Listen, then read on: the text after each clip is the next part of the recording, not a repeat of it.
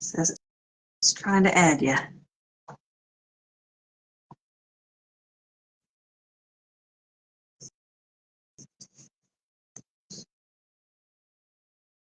Let me try that again. Okay, let's see here.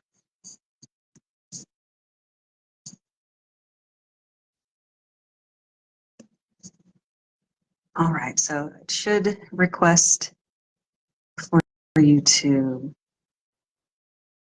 or say that I've requested for you to be on camera.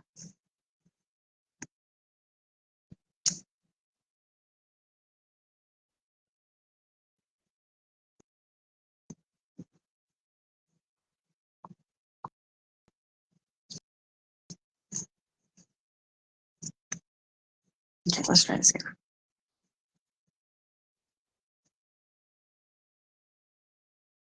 There we go. Oh, goodness, it's working.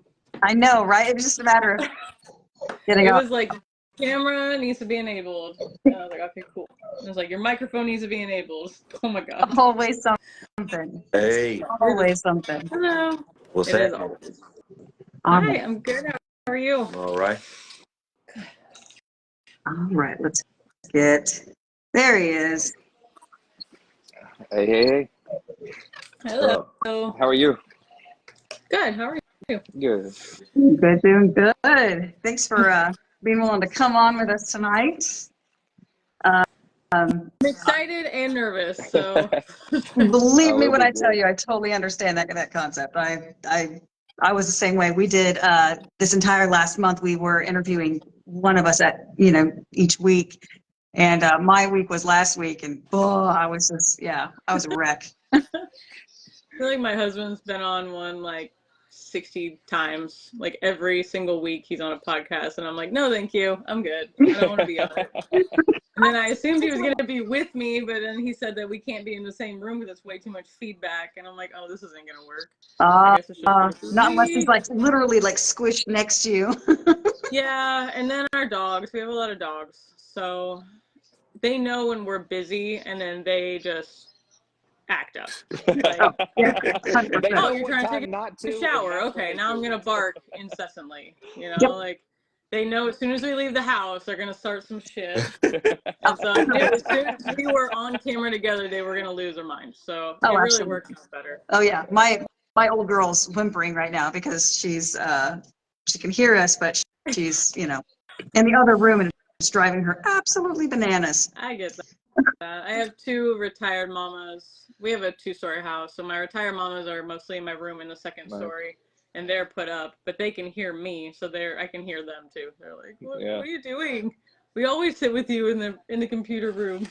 Not right now. I have Debbie with me, so I didn't know if anybody wanted to see her, but We all got to show her. Yes to every single dog you ever want to show us. The answer is yes. Beautiful. Oh my gosh, what a meatball! Oh my goodness. She's so cute. She's darling. She is wide. Just a little baby dog. Yeah.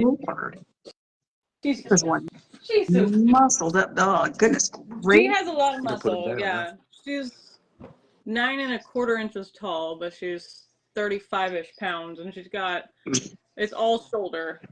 It's shoulder. She's got angulation. She got everything. Like she's such a fun dog to have in the show ring because she looks like a standard sized dog should, but just shrunk down to 9 inches tall. She's adorable. Yeah, that is a good looking dog. Thank you. That is a very good looking dog. You've got several of them. Can you pick her up one more time? Yeah. My wife want to look at her. Oh, that's right. Oh my goodness, look at her face. Yeah. Oh, baby. She sticks her tongue out a lot. I literally just want to snuggle that dog just so much. She's so spoiled. It's ridiculous. Like, this is not. I don't even think she knows that she's a dog most of the time. We have like our kennel dogs that are mostly in our garage right now while our kennel's being built, and then we have like our finished basement has some of our like older dogs in it, but she's in our dining room with our chihuahuas. And so she thinks she's like, 3 pounds, doesn't have to do anything. Like, it doesn't have to function like a kennel dog. She's just like on her back, on her bed, 99% of the time, unless she wants to go to the pond and run. Yeah. But she's got a pretty sweet life. She doesn't have to do much of anything at all. Put your tongue in your mouth, bro. Goodness. She came out swinging in this micro class. So she took nationals this year for breed. She was a first grand champion in BRC when they added the class. So she's pretty accomplished. She's been the #1 micro bully since March Madness in March. Dang. Wow. We're just trying to hold on to our #1 spot till the end of the year, which she's about 120 points ahead of #2. So Wow. we should be There, pretty good. there's a wide variety there, so you definitely have a good chance. Really? Yeah. Yes. And are you taking your dog to nationals? All right, before we get too into it, Oh, yeah. introduce yourself. Yeah, we Introduce was getting yourself to all the over people. that. I'm sorry. What was the question? So what we like to do is, first and foremost, for people who are not familiar with you, we like to give you the opportunity to introduce yourself, your name, your kennel name, and then one of the most important things, what got you into bullies in the first place? Take it away. So I'm Samantha Tompkins. I own Rainy Day Bullies with my husband in Ohio.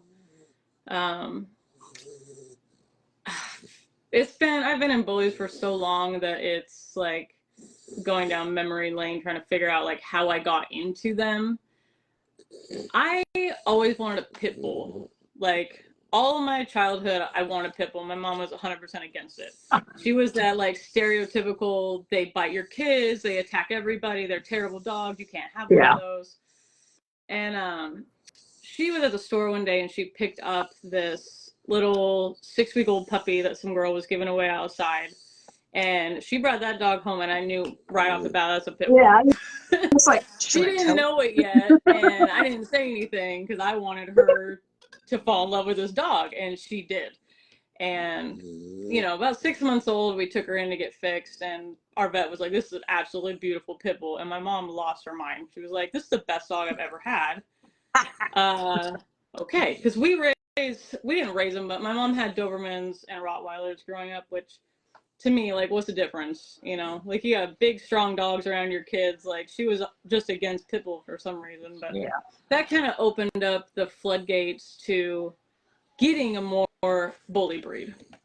So I went out looking for my first pit bull or whatever, bully, which I didn't know what a bully really was then. That was 2004, maybe 2003. Like right at the, Yeah, like I didn't know that there was anything like that. So I went and got this pit bull that was obviously just a mixed breed, something or other. Like looking back at it, like that didn't look like a pit bull. So, but I loved them. So those were my 2 pit bulls. And then after high school, I moved to Hawaii. And I was walking on the beach one day and I just happened to stumble into an ABKC dog show. And I was like, what in the world are these?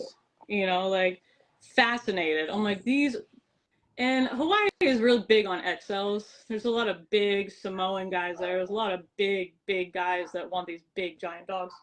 So they're like, that's kind of my first introduction to it. And I remember picking up this little blue puppy and I was like, I need this puppy. And the guy was like, yeah, he's $3,500. And I was like, oh my God, who do you think?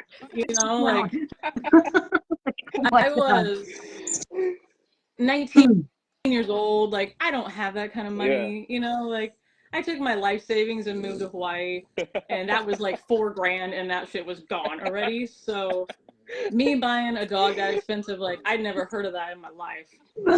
Just second nature. But so I saved up and I bought a puppy from Oahu, sight unseen, and it showed up and I had no idea what I was even looking at because this puppy was 26 pounds at 8.5 weeks old. And I was like, what did I do? Like, what did I You do? see things when I'm not looking. Listen. God, I'm like, this doesn't even look right. I had cropped ears, you know, like, it looked like a bully, but I'm like, I don't know why this is so big. Mm-hmm. And then as it kept growing, like, I realized that I bought an XL. And he ended up getting to be 165 pounds at 2 years old, and he would drag my ass down the street because I weighed like 100 pounds at the time, 102 pounds. I'd just be skiing behind this dog, and I was like, this is so unsafe. What You was know? I thinking? You said it's a she? It was a female, 165 pounds? No, it was a male. Oh, okay. It was a big male. Lord, Yeah. that's a big dog. And I love the shit out of this dog, but it just didn't make any sense. Like, but I took him to my first ABKC show, and I took second place, and I was like over the moon. Like, at that point, I was hooked on shows, and I have been ever since. It's But definitely a bug. It's a bug that definitely hits you. it's bad.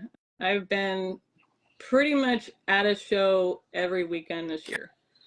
Like, Golly. I think we've been to 18 states. We just Wow. bought a van the beginning of October, and we already put like 12,000 miles on it. Like, we are all over the place. Between me and my husband, it's like he's got to drive to Houston in a couple days. So Yeah. it's like this poor van is just getting its use It's in one for sure. line. It steps in. Definitely. But yeah, I mean, that was pretty much my introduction to it. I bought a dog. I mean, just like anybody, you don't know what you're doing when you first get into it, and I want a puppy. Okay, well, I didn't do enough research.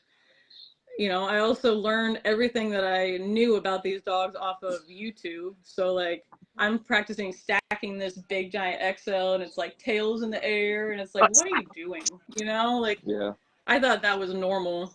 And now looking back, I was just showing him pictures the other day. I'm like, look how goofy I looked at like 19 years old trying to stack this giant dog, and I have his tail in the air in one hand.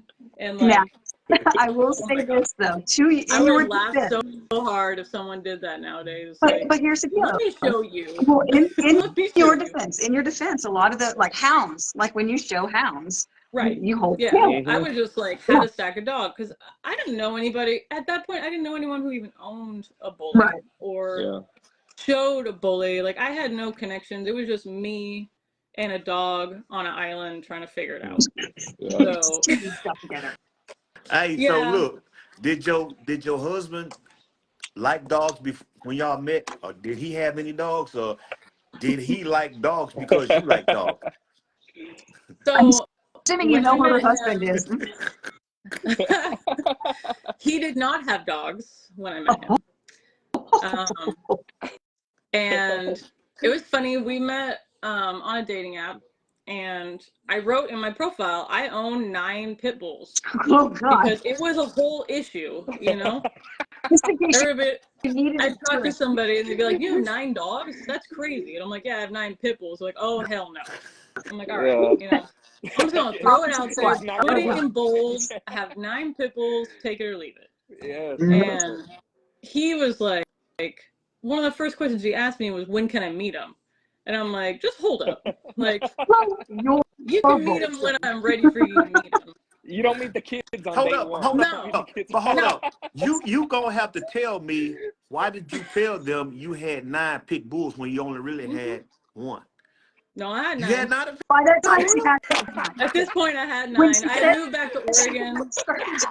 Oh yeah. I thought you were just playing. No, so I had the one in Hawaii, and then I moved back to Oregon because I wanted to show more, and you just can't in Hawaii. There's like, at the time, there was 1 show a year, and it was 1 show, like 1 single show. And I was like, I'm never going to get anywhere with this. I got my 1 red ribbon, and I'm going to have to wait till next year to go back in. I'm not doing that. So I ended up giving that boy to a friend on another island, just big Samoan guy. I'm like, this is a dog for you. You need this. I need something different. So I moved back to Oregon, and I bought a bistro daughter, and that was kind of my show dog. That was the foundation of the kennel that we have now. We have granddaughters, great granddaughters here from her. So and it wait, just kind of spiraled from there. So when I met him, I did have 9. Yeah. You moved back to the States to get more into showing? Like, that's what drew you back to the States, was your love for dogs and competing. And you stumbled upon this ABKC show in Hawaii. Like, this is crazy. This is an incredible story. Yeah, it's like totally it was, serendipitous. and how everything pieced. And I want people to see that the love for the dogs, like she stumbled upon in Hawaii, came back to Oregon because the love of the dogs, and 9 dogs, and that's what she put in her dating profile. Like, you take it or leave it. These are my 9 dogs. Babies. And I'm not letting you meet them until I'm sure that this is gonna work out, because those are my babies. And it's weird because I was looking for another dog before I left Hawaii. I was looking for another dog, and I saw this dog on, I don't know where it was, Hoobly or something, one of those old school like ad places, and I was like, I love that dog. And I had reached out, and we kind of went over everything, and it's a 6-month quarantine, and I was already kind of thinking about moving home at that point. So I let the dog go. Like, it's not a good time for me to bring a dog to the islands through quarantine if I'm maybe moving back. So I left the dog. And it's weird because I was in California at the Rose Bowl, and I decided right then and there at a tailgate that I'm going to get another dog. I'm going to get my show dog. I'm ready for it. And the first dog I saw was that dog, but a year old. And I was 30 minutes from her. So it's like, I didn't get that puppy that I wanted at 8 weeks old, but she was miraculously like got posted 2 minutes before I started looking for one. And I drove and picked her up, and she was the greatest thing ever. She was my first ABKC champion, the great grandma to almost all my dogs except my baby Micro. But yeah. What's her name? What's this this miraculous first dog? Like what is her name? Her name was Coconut. Her name was White Widow was her name, and she just passed in March at 13, I believe. So that's a good age. Yeah, she lived to be. She's an old dog. She lived a really good life. Yeah. She had 3 litters of puppies for me, and that was a whole learning experience. That was my first rodeo with breeding and raising puppies, and she was the hardest dog ever. So, you know, it was back before like people were doing progesterone testing and all this other stuff. So like you just kind of guess, and it's like, well, that didn't work. But like all 3 of her litters were natural. Like I didn't have to do a C-section forever. And now it's like, that's just routine. That's what we do. But it was a whole learning process. She was there from the beginning. She taught me pretty much everything I know. Her and Papaya were my 2 foundation girls. I love that. That is fantastic. It was a really interesting journey for a while. Usually So your first ABKC champion, then to now, I mean, how long has it been? You said she was 13? She was 13. Yep. No. She said no. How long has I been so showing? polite about it. I've been showing since I was 22. I'm 36 now, so however long that is. But, oh my goodness. That's terrible. But she wasn't my first. I mean, my XL was my first show dog. Okay. So, but she was I showed a lot before I ever had a litter. Like I really thought that it was important to make sure that I knew what the judges were looking for, what the dogs are supposed to look like, anatomy, everything before I got into breeding. I wanted to make sure that I could champ out a dog, and I knew how things worked and how, you know. That's great. What it took to actually have a champion. That way I could make more of them. That's great. You don't hear that often. You don't hear that often. No, people want to jump into breeding because it's about money mostly these days.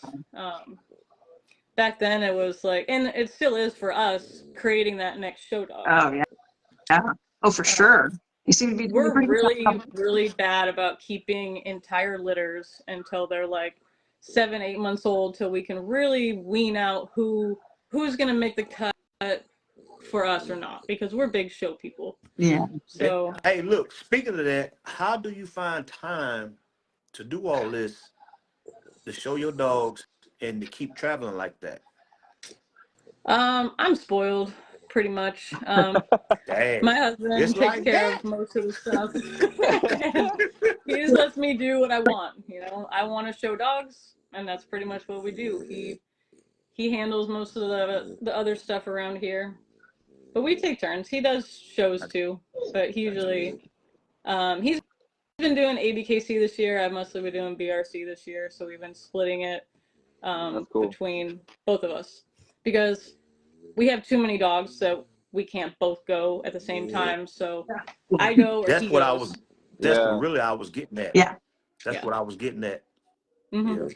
We tried. The last time we were at a show together was probably 2.5, maybe 3 years ago. Wow. And we got home, and our dog sitter didn't feed anybody. She didn't water anybody. She didn't let anybody out. So our entire kennel was covered in shit. And Never I again. was like, I'm not leaving. No, I'm not leaving my babies yeah. with some. And this was like a professional dog sitter. It wasn't just some random person. Hmm? But she watched like 17 episodes of something on the TV and like didn't let her dogs out at all. Oh So my God. I was like, you know what? I don't really trust Anyway, anybody. yeah. So Dang. and at this point we have, I would feel bad leaving the amount of dogs that we have with one person, Yeah. because they all eat different, they all act different, they all like can only go with certain dogs, and Yeah. you know, they're quirky. Yeah. They like their certain things, and I'd have to write you 40 pages of instructions to And hope deal with that they this. read them. Yeah, absolutely. Oh Well, yeah. and For like sure. half our dogs are black tries, so it's like good luck You're trying like, to figure out who's who. oh, You yeah. know, like that Which black one that is? try and You that start black running try through will the kill each names other and if you just put them hope that together. they come to their name. Oh God. Oh, So how Lord. many dogs Last do you time we have? left, we had to leave colored collars on them so that like, and What like is a sheet, like blue is this dog, yellow is this dog, and it's like, this isn't even worth That's it. too You much. know? I Yeah. start stressing out. I'm calling them every 5 minutes. Is everything okay? Is everything okay? Yeah. Like, just somebody just needs to stay home. Like, you know, I know our dogs are gonna get fed. If they need to go to the vet, they'll go to the vet. Absolutely. What If is the something's size of your wrong, I'll know program? about it.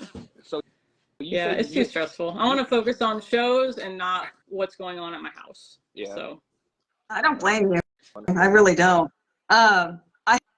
So one of the things that I was super curious about is, so, you know, you had Coconut, who was, you know, basically your foundation female.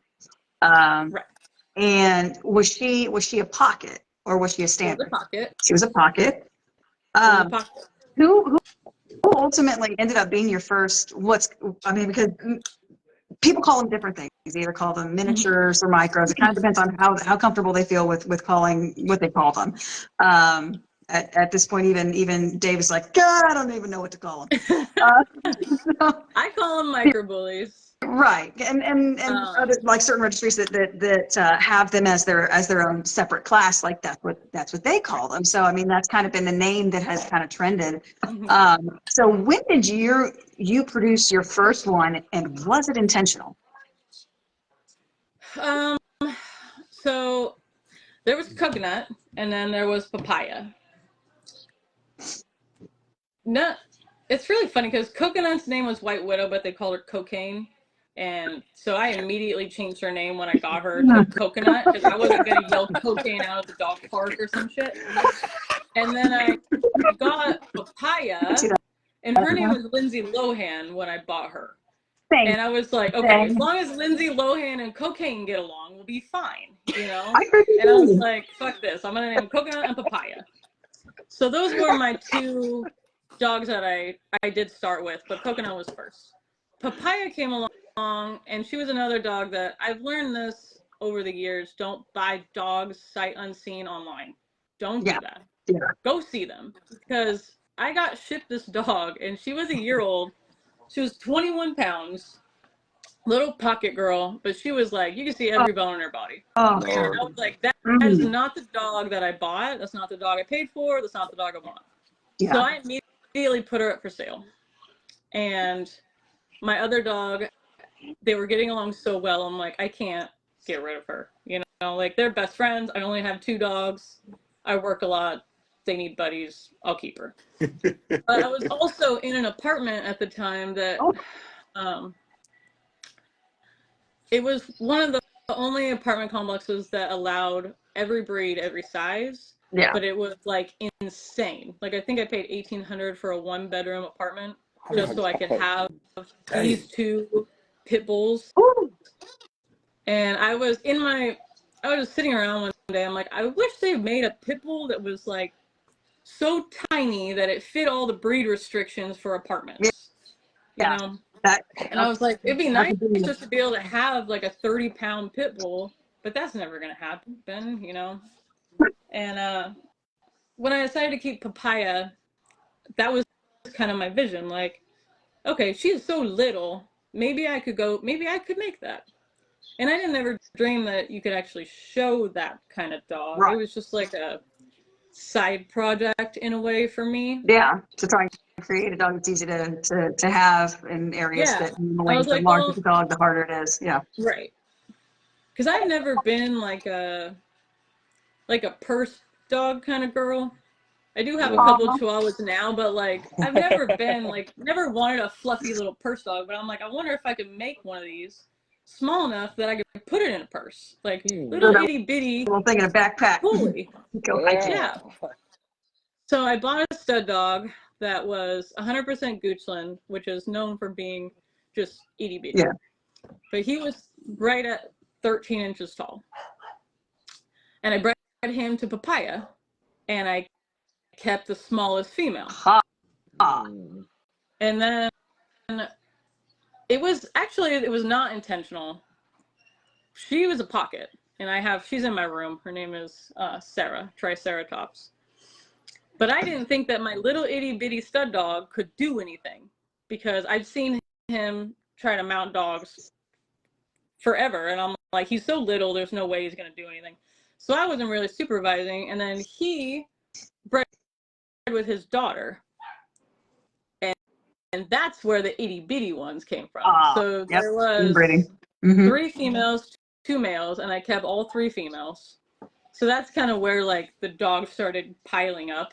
You know, I have these 2, I have a stud dog, I'm keeping these 3 females, and everyone at work was like, you cannot possibly keep more dogs. I'm like, yeah, I can. Oh my goodness. And I'm going to. You know, like I live in a duplex, a 2-bedroom duplex with a tiny little yard with 9 fucking pit bulls, and it was like, but I had like a vision, you know, like, and so I had Sarah, then she had a litter, kept all of the females, and then I bred the females to really small stud dogs. So I have Sarah, and then Bug is one of her daughters. She's my first actual micro. And she's probably 11 inches tall, 28 pounds, which she was last time I weighed her. So she's just itty bitty. She produced Pancake, and that's Debbie's dad. Yeah. So it's kind of an inbred, line bred situation that kind of shrunk all of them down. But my vision really wasn't Debbie. My vision was smaller than Debbie because she's heavy. Like, she looks like she's 35 pounds. She's only like this. She's itty bitty, 9.5 inches tall, 9.25 at her back. Wow. But she's like solid. Like, you're not putting that dog in a purse, you know? So like, not even a tote, not even a weekender. Maybe a weekender bag. Maybe. Like I can carry her under my arm, but like not for very long because she's thick. Yeah. So that's not really the vision that I had, but now that I have her, I honestly don't know if I'd want to go smaller. You know, because she runs, she plays, she jumps, she does all the things a normal dog does. Yeah.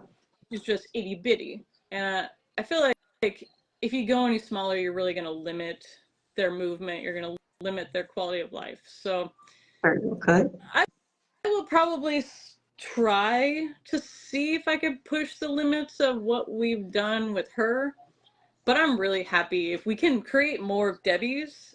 I would be over the moon. So I don't think we need smaller. Like, we're gonna end up in like microscopic bullies at some point.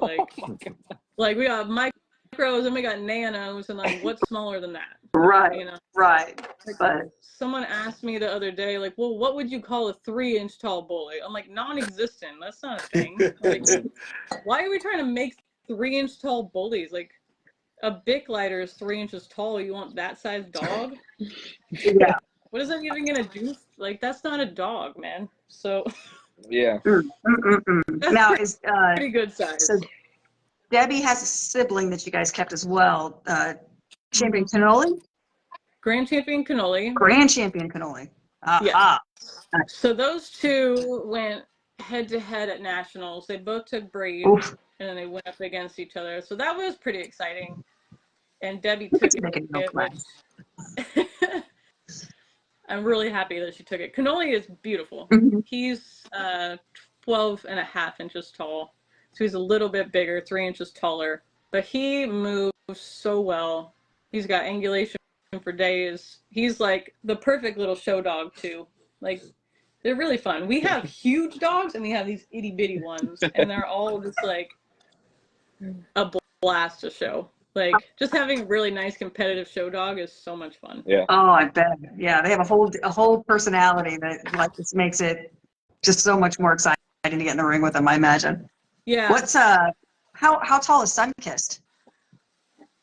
Sunny is probably 15 and a half, maybe 16. Like, she's a solid pocket girl. And she is a monster. Like, oh yeah, she's pretty beastly. It was funny. Like, I saw that picture that was posted today calling her a stud. I was just like, what's her stud feed? people don't Because I even mean, question it. They're like, that's a beautiful stud dog. And I'm it's like, stop messing with people. My husband loves to do that. Like, and he's oh like, yeah, they're all the not way down at the getting bottom, the so you joke. had to see more to like, oh, just kidding. It's a chick. You're like, That's what I oh. told him. I'm like, you wrote it so far down that like no one has that kind of attention span on Facebook. Like, they're not gonna click more. They're just gonna be like, oh, that's a really pretty stud dog. What's a stud? What's a stud feed? You're like, You know, people ask that all the time. Like, I've had people ask me what stud fee is on Debbie. It's like, well, that's a girl. So no. I love asking that on purpose. But I'll say, what's her stud fee? Because I know it's, obviously I know it's a female. I was like, hey, what's her stud fee? What's her Almost like a stud fee? compliment, you know? Yeah, it's funny. Sunny's one of those dogs where, like, when a judge is going over her, like, they always check underneath, and it's like, no, she doesn't have balls. Like, it's a female. Like, every single one, like, goes under. It's like, you're not going to find nothing under there. Yeah, like, you forget what class you're in for a second, because she is a big girl, and she just gets more impressive, I feel like, every single day we wake up, and I'm like, is this girl ever going to be done? Yeah. Like, just packing on muscle and weight. Like, she's a gorgeous dog. That's awesome. I've had a lot of fun showing her. She grand champed so fast. Like, she's a dual grand champion. I think we started showing her in July, and she's already a dual grand. Mercy. And that's BRC and ABKC. That's right. Mm-hmm. Nice. Wow. So when it comes to taking care of these shorter dogs, do you find that you have to change anything about the way that you exercise them or feed them to make sure that they that you have longevity? Or I mean, is it pretty standard? They're just shorter. It's about the same. Debbie eats as much food as any of our big dogs. Like, I don't know where she even puts it at, but she eats the same amount of food as our 70-pound females. Wow. Plus she eats raw. And she just like turned into a bowling ball, and then like the next day she's back to normal. But she eats so much, it's ridiculous.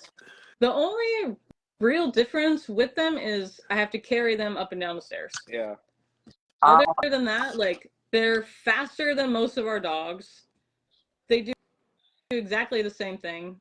They can't really do stairs very well. Like, Debbie's not doing stairs. She's still looking at me like It's fine. For totally different reason. outside, but like a whole flight of stairs, like, daunting to them. Like, no. It's like, But that's literally the only difference. oh. That, and I can probably put 12 of them in my car if I wanted to go show them. Oh gosh. Yeah, so that no space. that I think would be the problem for me is if I could. Yeah. I've often told Matt that if we had more, because we have a large rescue. She's a pit bull. She's she's old and rickety right now, but she's big. She's big. And then Adonis RXL, and then we have a pocket Helios, and he is just so much more convenient. And so I often tell Matt, I was just like, if I end up having more Helioses, we're going to have more Helioses. Like, it's just going to be one of those things. It's easier to convince yourself to have more smaller dogs than, let's get another 120 I'm like, what's pounder, another Chihuahua? What's another whatever? Like, now we got 12 dogs in our dining room. Like, what in the world? But like I'm real bad with shows. Like, I'll put as many dogs as I can fit in my car is how many dogs I take to shows. And so the smaller dogs, like, I'll leave here with 8 or 9 dogs, and he's like, "Are you seriously going to show 9 dogs?" I'm like, can they fit in the car? Yeah. I'm like, I can fit one more. He's like, "Stop, dude! You already have enough. How are you going to put 9 dogs in a hotel room?" And I'm like, "I'm going to sneak them in." Like, what else are you going to do? The hotel room's bigger than the car. It's bad. I went to a show a couple weeks ago, and I was on the 3rd floor of the hotel because I don't ever plan things, and I'm like, yeah, I got 1 dog, and then here I am toting these freaking micros up 3 flights of stairs, and I'm like, they're gonna figure it out. The 6th dog I drag up these stairs, they're gonna be like, okay, crazy, you can't have this many dogs in the hotel. But I'm gonna say nothing. Oh my God! So far, I've gotten away with it. Just keep the trend going. Keep the trend going. Oh my God! So those are the girls. Now, as far as the studs that you have, are they all micros as well, or do you have a couple pockets thrown in there just for some flavor? No, we've downsized a lot just this year because we were just kind of sitting around like, why in the world do we have, like, I think at the beginning of the year we had like 16 stud dogs or something, and I'm like, why in the world do we have this many stud dogs? We're never going to use them because we go outside our yard for most of our bigger breedings. Like, I want to use, dogs with titles. I want to use dogs with names, different bloodlines. I want, like, certain things got to match up, and I don't own them all. So, the studs that I want to use most of the time are not here because everything is related at some point. Yeah. So we did rehome most of our stud dogs. So the stud dogs we have now are all micros. There's 4 of them. And then there's our giant extreme male cowboy. So we have 1 like 95-pound stud dog and 4 like 30-pound stud dogs. Right. And they're all open. I don't push them. I'm really weird about that. Like, I want people to want to use them, but I don't want you to be convinced to use them. Like, if you like them, you see them, you want to use them, use them. They're here, they're open, they're available. But I'm not gonna like cram it down your throat. Like, my dog's the best. Use my stud dog. My dog's the best. Like, I want to have something that's different, so that when I walk into the show ring, they're like, wow, that's a cool looking dog, and it doesn't look like every other dog that's there. So limiting how many people use my boys kind of keeps the look. Like, if I walk in with a black tri, they're like, okay, that's something off of Sam's yard. Like, a micro black tri, 90% of them came from here. I feel like like we have like a look almost that, and it seems silly because it's like, why do we have 4 almost identical black tri males? Like, they're all micro black tri. I've walked out of the show ring, grabbed a different one, and walked in, and the judge is like, you have to get a different dog. And I'm like, yeah, no, this is a different dog. And they're like, no, you just chose that. My dogs. Like, I don't know how you do that. Like, that is insane. Or I'll tell somebody, go grab Canoli out of the kennel, and they're like, yeah, I don't know what that is. Like, who? Which kennel is it? They all look the same. Do you want? Canoli. Yes, that's They're like, amazing. ma'am, are you trying to pull something slick? Oh my Ma'am. gosh. And then I had like the class dog, the champion, and the grand. And so I'm like, see, they're all different. They're all lined up in front of you. Like, they are different dogs. But that Perfectly judge looked at me like, are you seriously trying to show the same dog in every single age Seems group? like Like, it, don't it?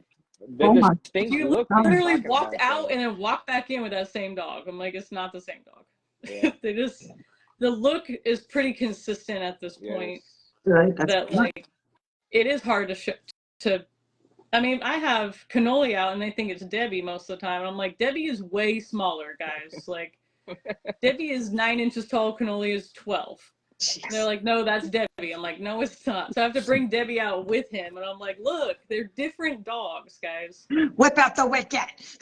Yeah, like, this dog is way smaller. So I don't know how anybody gets Debbie confused, but they do. Man. That's a great problem. It It's a great problem to have, and it's all your other things so damn consistent. Right.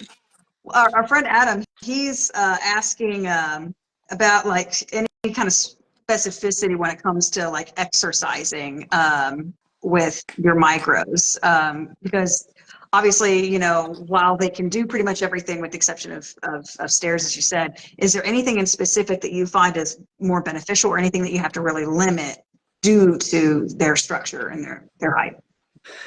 I would say with ours, no. I am seeing a lot of micros that you can tell are just not going to keep up with big dogs. They're not going to do what big dogs are going to do. But the point in me trying to shrink them down was I wanted a dog that was still a dog, that could still do everything. You know, we could still go on hikes, we could go swimming, we could do whatever. Right. And it wasn't just going to like sit on a table and not do anything. Yeah, I like that. Because I can make that. Like, anybody can make that. Yeah. Exactly.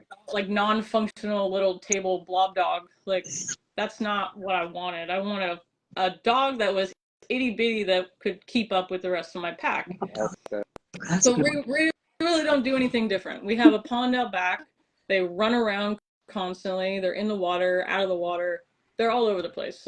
Like I see all the videos that you post where it's like they're running around having fun, and I mean they're very mobile, and they don't they don't look like they're restricted in any way. Like, you know, normally some dogs, the way that they're structured, you can tell there's like, God, that almost looks painful for them to run or for them to be active in that way. But your dogs they just move so freely, and they're just so happy, and they look comfortable. Like, and that's what's so funny is they just look so comfortable. You have more than Bullies, though.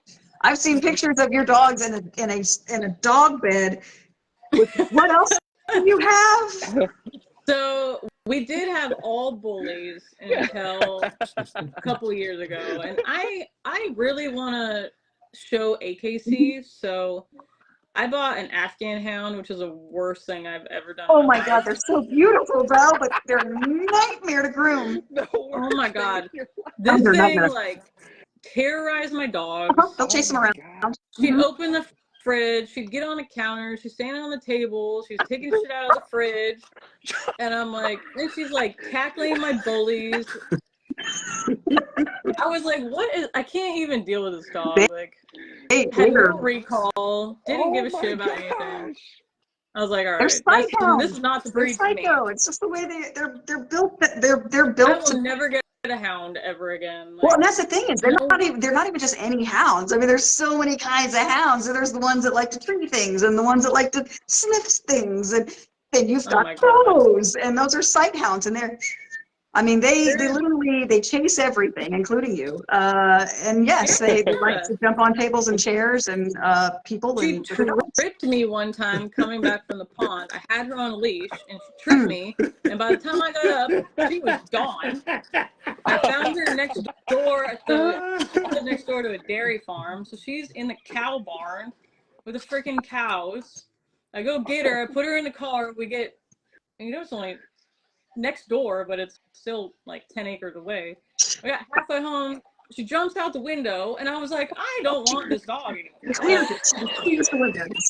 Oh my gosh. Like, I know why people have their own breeds of dogs. You know, like yeah. you fall in love with a breed of dog, and then any other thing is like, what is that? Why? Like that's what it was. Yeah.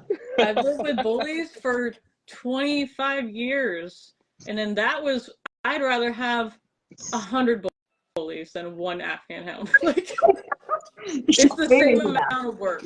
It's obnoxious. So she went back to the breeder. I don't give up on anything, but that was my limit. That was too much. She flew through a window and was gone. At that point, it's like, I can't, this is too much. It's too much. After that, I decided that I wanted to get a long-haired Chihuahua, and I bought one without telling my husband about it until he had to go pick her up in South Carolina on his way back from show. And Oh my God. he was like, I was like, just stop in South Carolina and pick up this puppy for me. And he's expecting a bully because that's what we have. And then he gets there and it's this freaking 2-pound fluff ball. And he was like, what are we going to do with this? It's a new micro fluffy. Right? He had no idea. And by the time like they drove back from South Carolina, that's his dog now. Like that dog doesn't want nothing to do bonded on the road. Like she uses me. She like gets on my lap to get to him, and she don't want nothing to do with me. Oh, that's hard. So that ended up being his dog, and then I wanted one for me, so I went and bought another one. So and we had two. Then they had a and then we kept one. So we have 3 Chihuahuas now. And then I convinced him that I wasn't going to keep one of the Chihuahua babies from the litter, that I want to get a long-haired Dachshund. So I got a Dachshund, and then I ended up keeping a puppy anyway. So now we have a Dachshund in the mix too, which there's something. They're loud. Oh my God. They can be a little bit bossy. Do you find things in like very strange places in the house? Like the dog hides it? No, she just does. Like she thinks she's a guard dog, but she's a miniature Dachshund, so she's like 3 pounds. She barks at everything. Very she scary. sticks her long nose in the dog bed and pulls out all the fluff. And it's like, girl, that's her job. Stop doing that. That's what they're paid for, is to dig and to pull. And oh wow, you can't find her, and she's under the cabinet. All you see is like the little end of her nose. Like, how do you even fit in there? She's so long. It's incredible. It's like we just call her Long Dog because it's like I don't know. I've never seen a dog that long in my life, but they're fun. They're crazy. Yeah, so that's what we have. 3 Chihuahuas, a Dachshund, a French Bulldog, and the rest are Bullies. Nice. So, good gracious. It's a big mix. I do love that they get along enough that, like, again, the pictures that you guys post, it's like there will be like 4 or 5 of them puppy piled into one small dog. What's probably a small dog bed. Like they love each other. They're best friends. Like my Chihuahuas, my male Chihuahua is 3 pounds, 3.5 pounds, and his best friend is Cowboy, who's almost 100, and he's like sits on him, lays with him, like he has to sleep with him. He's in his kennel. He never leaves him alone. Like those 2 are inseparable. Like he'll sit there and just lick Cowboy's nose for hours until you tell him to stop. Like, dude. I love him. God, you sound like a cow. Stop. Obsessed. She's obsessed with him. It doesn't make any sense. Like Cowboy starts doing it. Cowboy's the most gentle dog we have. Like he's the biggest dog we have, but he thinks he is probably the size of a Chihuahua. But he gets to playing, and I have to like, okay, hold on. If he starts bucking around and jumping and bouncing off of things, and I'm like, dude, you're gonna smash these little dogs. Like he thinks he's playing, and he's throwing 100 pounds around. Like, dude. Oh, Lord. So Adam's wondering how many of those dogs like stay in the house? Do all of them stay in the house? So we're in the process of building a 3,600 square foot kennel. Ooh, nice. Wow. That should have been done last summer. Oh. It was supposed to be done in July of 2023. So there's a whole situation. So we have our 2-car garage is converted into a kennel. It has epoxy floors. There's 8x6 kennels in there across the wall, and then there's a big puppy area that goes outside. So some of our dogs are in there, and our basement is the same exact way. It's epoxy floors, big kennels, and that's where like our older dogs stay, like our 2-3-year-olds. They're more potty trained, so they're in the house. We do the puppies are out in the garage. It's heated and cooled. They have access to the yard at all times, so that's more of like a puppy, not potty trained kind of area. And then we have like our dining room is where all our spoiled brats stay. The Chihuahuas, Debbie, Cowboy. Debbie Cowboy in there with the Chihuahuas. Spoiled rotten. And it's funny because we separate everybody so well that I don't think that Debbie knows that we have other dogs. Like, she just doesn't see them, you know? Wow. Like, our dining room brat, we call them the dining room brats, they go out together. So they're their own group of dogs. And then when they go back into the house, we send different groups out. So, and like my retired mamas in my bedroom right now are convinced that they're the only 2 dogs that we own. Like, they don't see anybody else. Yeah. They don't have to deal with anybody. Like, You guys are masters at that then. Yeah, that's watch wild. Netflix all day and think that they own the place, but they don't realize that there's an entire kennel that they don't have to deal with. Oh my God. So everybody technically is inside, but our younger non-potty trained dogs are in our garage. So, but yeah, everyone else is inside. Nice.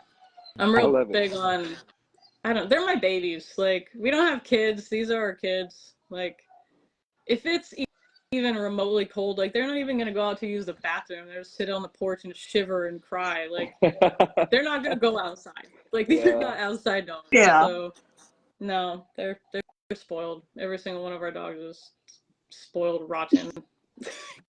Yeah, so you're building a 3,600 square foot facility, inside facility. So how many would that hold? 200? 200. Oh, No. Bruce.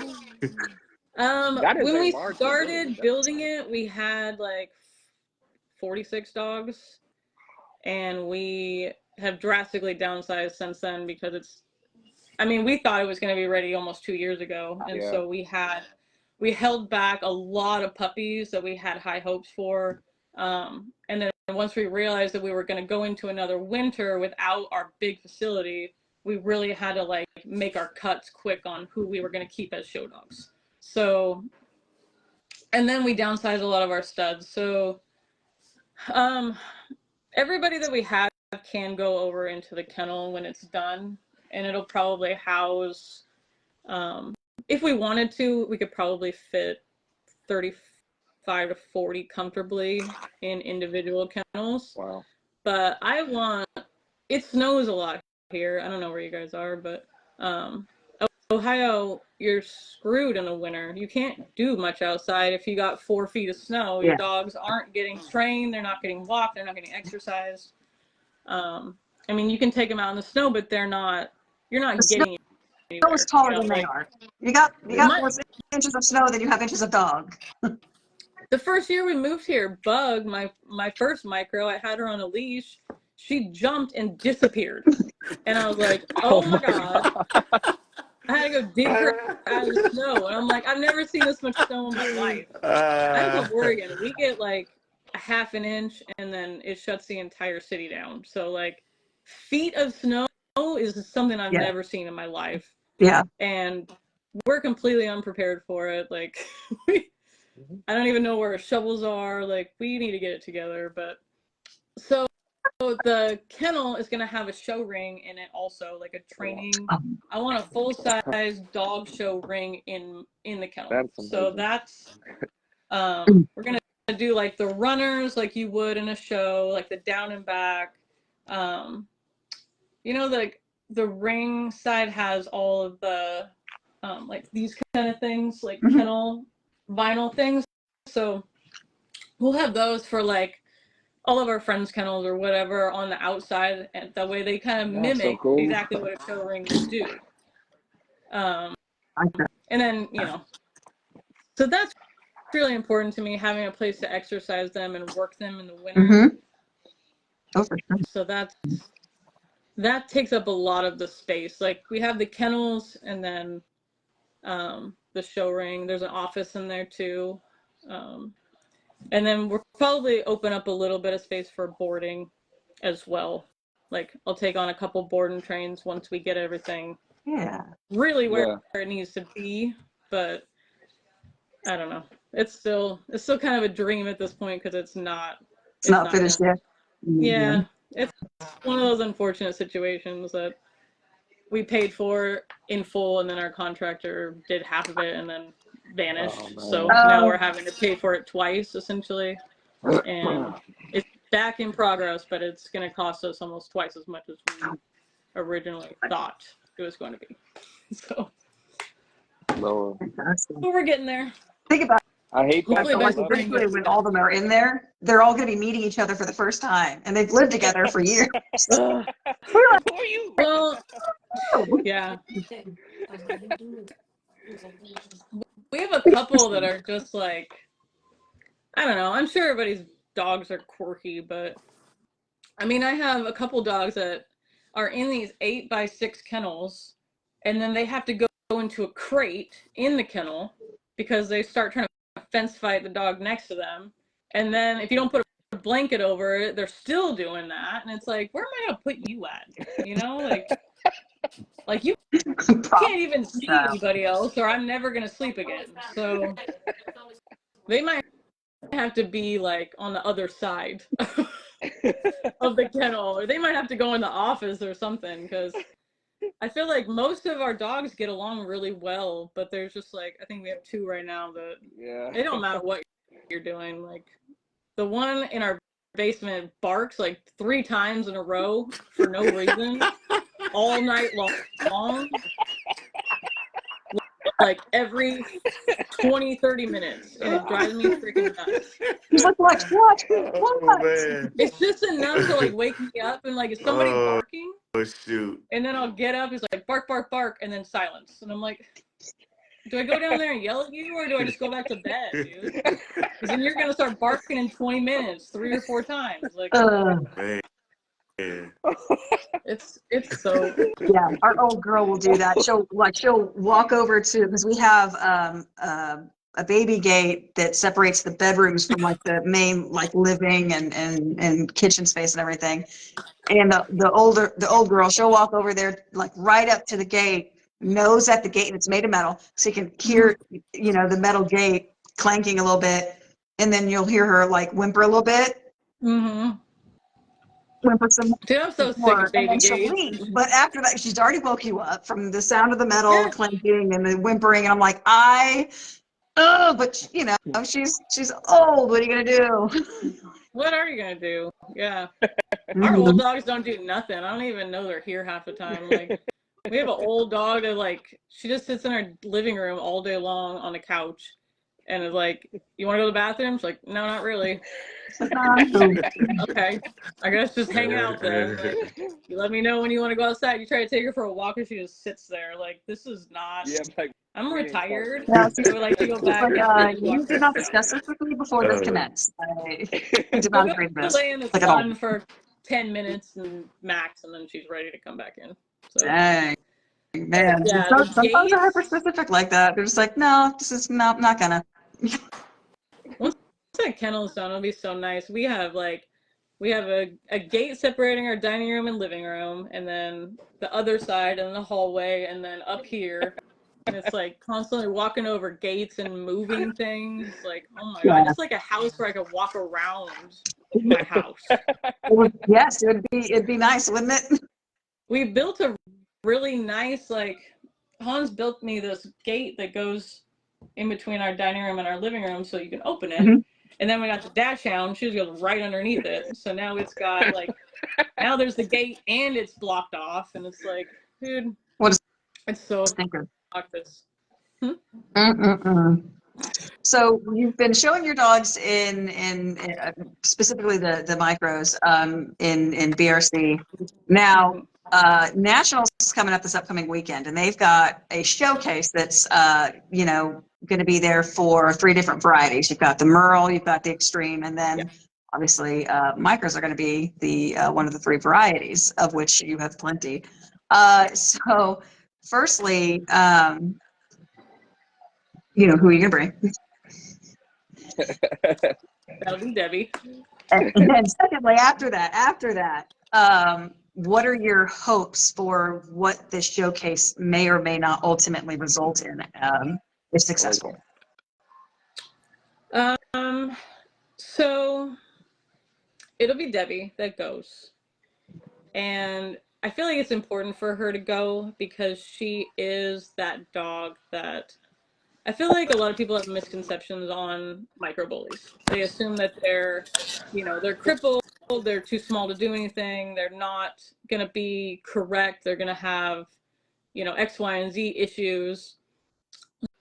So I feel like it's really important to bring a dog out that is complete. You know, she has a full tail, she's got a good top line, she has really good angulation, cute little feet. Yeah. The only thing that's off on her that's not perfect really is she's a tiny bit undershot, which is what we're still working on. Yeah. But I feel like that's an issue in all the varieties at the moment. Absolutely. I agree. I see a lot of dogs bites. I judge in BRC, and even my own dogs, like, I feel like bites are one of the hardest things to like get that perfect bite on. So the micros are for sure a little undershot still, but she's the dog that people look at and they're like, I can't believe like she's looks like that, but she's so small. Like she looks like a bully. She doesn't look like a Frenchie mix or because a lot of them have been, the corners have been cut so bad that they're obviously mixed breeds. Yeah. You know, like I can tell there's definitely something else in there for sure. Oh, like yeah. I was reading a comment online the other day, and the guy was like, yeah, we mix teacup chihuahuas with our bullies. That's how they get so small. And I'm like, that's literally not what we're trying to do, though. Like, like you can select it. Like, she's proof that you can selective breed these dogs down to get the size that you want and keep all the characteristics of a bully. Mm-hmm. You know, they don't have Frenchie ears. Yeah. They're not part Frenchie. I didn't mix Frenchie in to keep them small. I just took the smallest one out of my litter, bred it with the next smallest dog I could find, kept the smallest dog from that, kept going with it. So she's selective bred down for her size. She's not, you know, I want a small dog. What can I mix with my bullies to get a small dog? Right. So, and that was my hope for the breed. I used to show her as a micro exotic in BRC. She's not exotic. She doesn't look exotic. Nope. There's nowhere for me to put her. Am I supposed to put her in pocket class? I'm gonna put a 9-inch tall dog in pocket class. Like, to me, that would just look ridiculous. Yeah. So I was like, I guess I'm just gonna keep showing her micro exotic. And then I think people saw her enough that they decided that let's go ahead and see what other dogs are out there, because they're not coming to shows.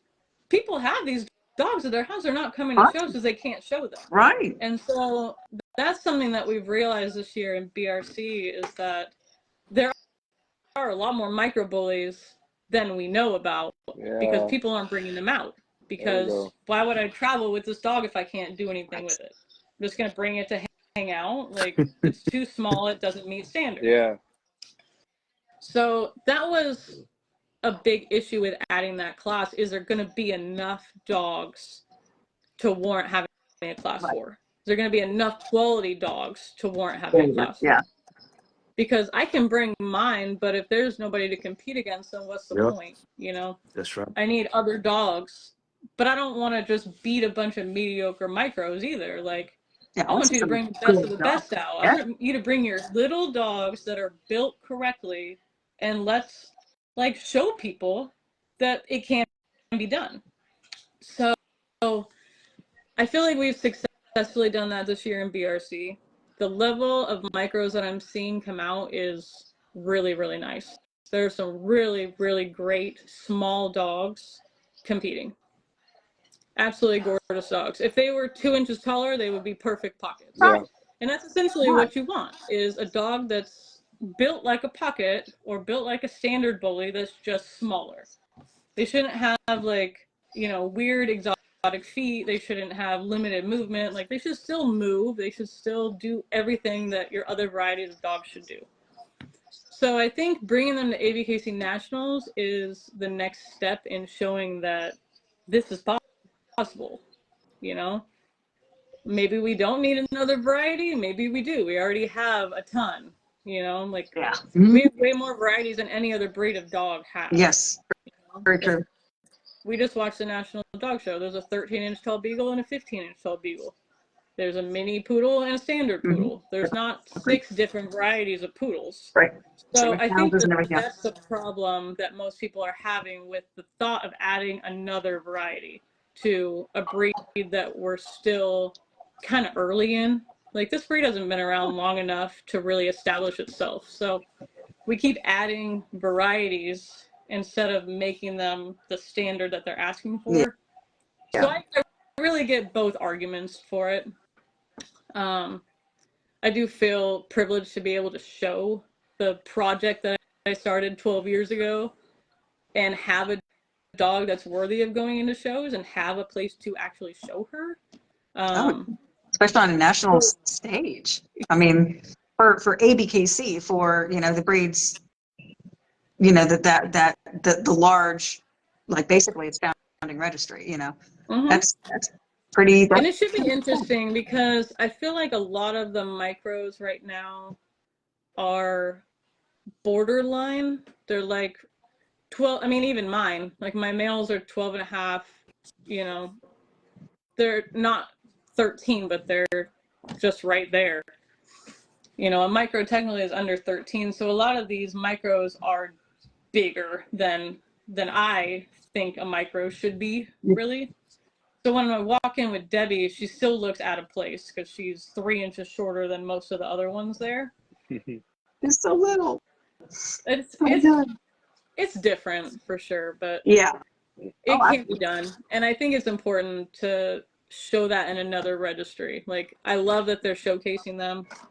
I love that they're showcasing Merles. Like, show me that you got enough Merle dogs that look like bullies that can compete. Like, show me. Yeah. If you guys want the class, show me.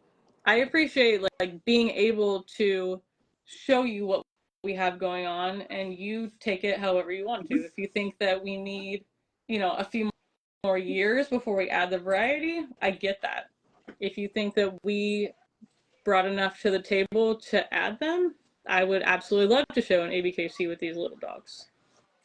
But there's some nice micros out there, like really nice quality micros. Yeah, for sure. I mean, there's the ones that obviously were, like in your case, you know, intentionally bred, and then there's just the ones that just never breach, like they never breach height, and you know, and it's, I know that some folks, like when they have these dogs and they're, you know, as they're puppies and they're growing, they're just crossing their fingers like, oh my God, just please get to 14, please get to 14. Oh my God, please get to 14. And then, you know, obviously if the dog gets to there, they say, oh, thank you goodness, because now they can, you know, have them in and show them in ABKC and everything. Obviously, there are other homes for them with these other registries that give the opportunity for them to show in a class that's under that. But it's just one of those things where, like, some of these unintentional micros, very similar. That's another problem.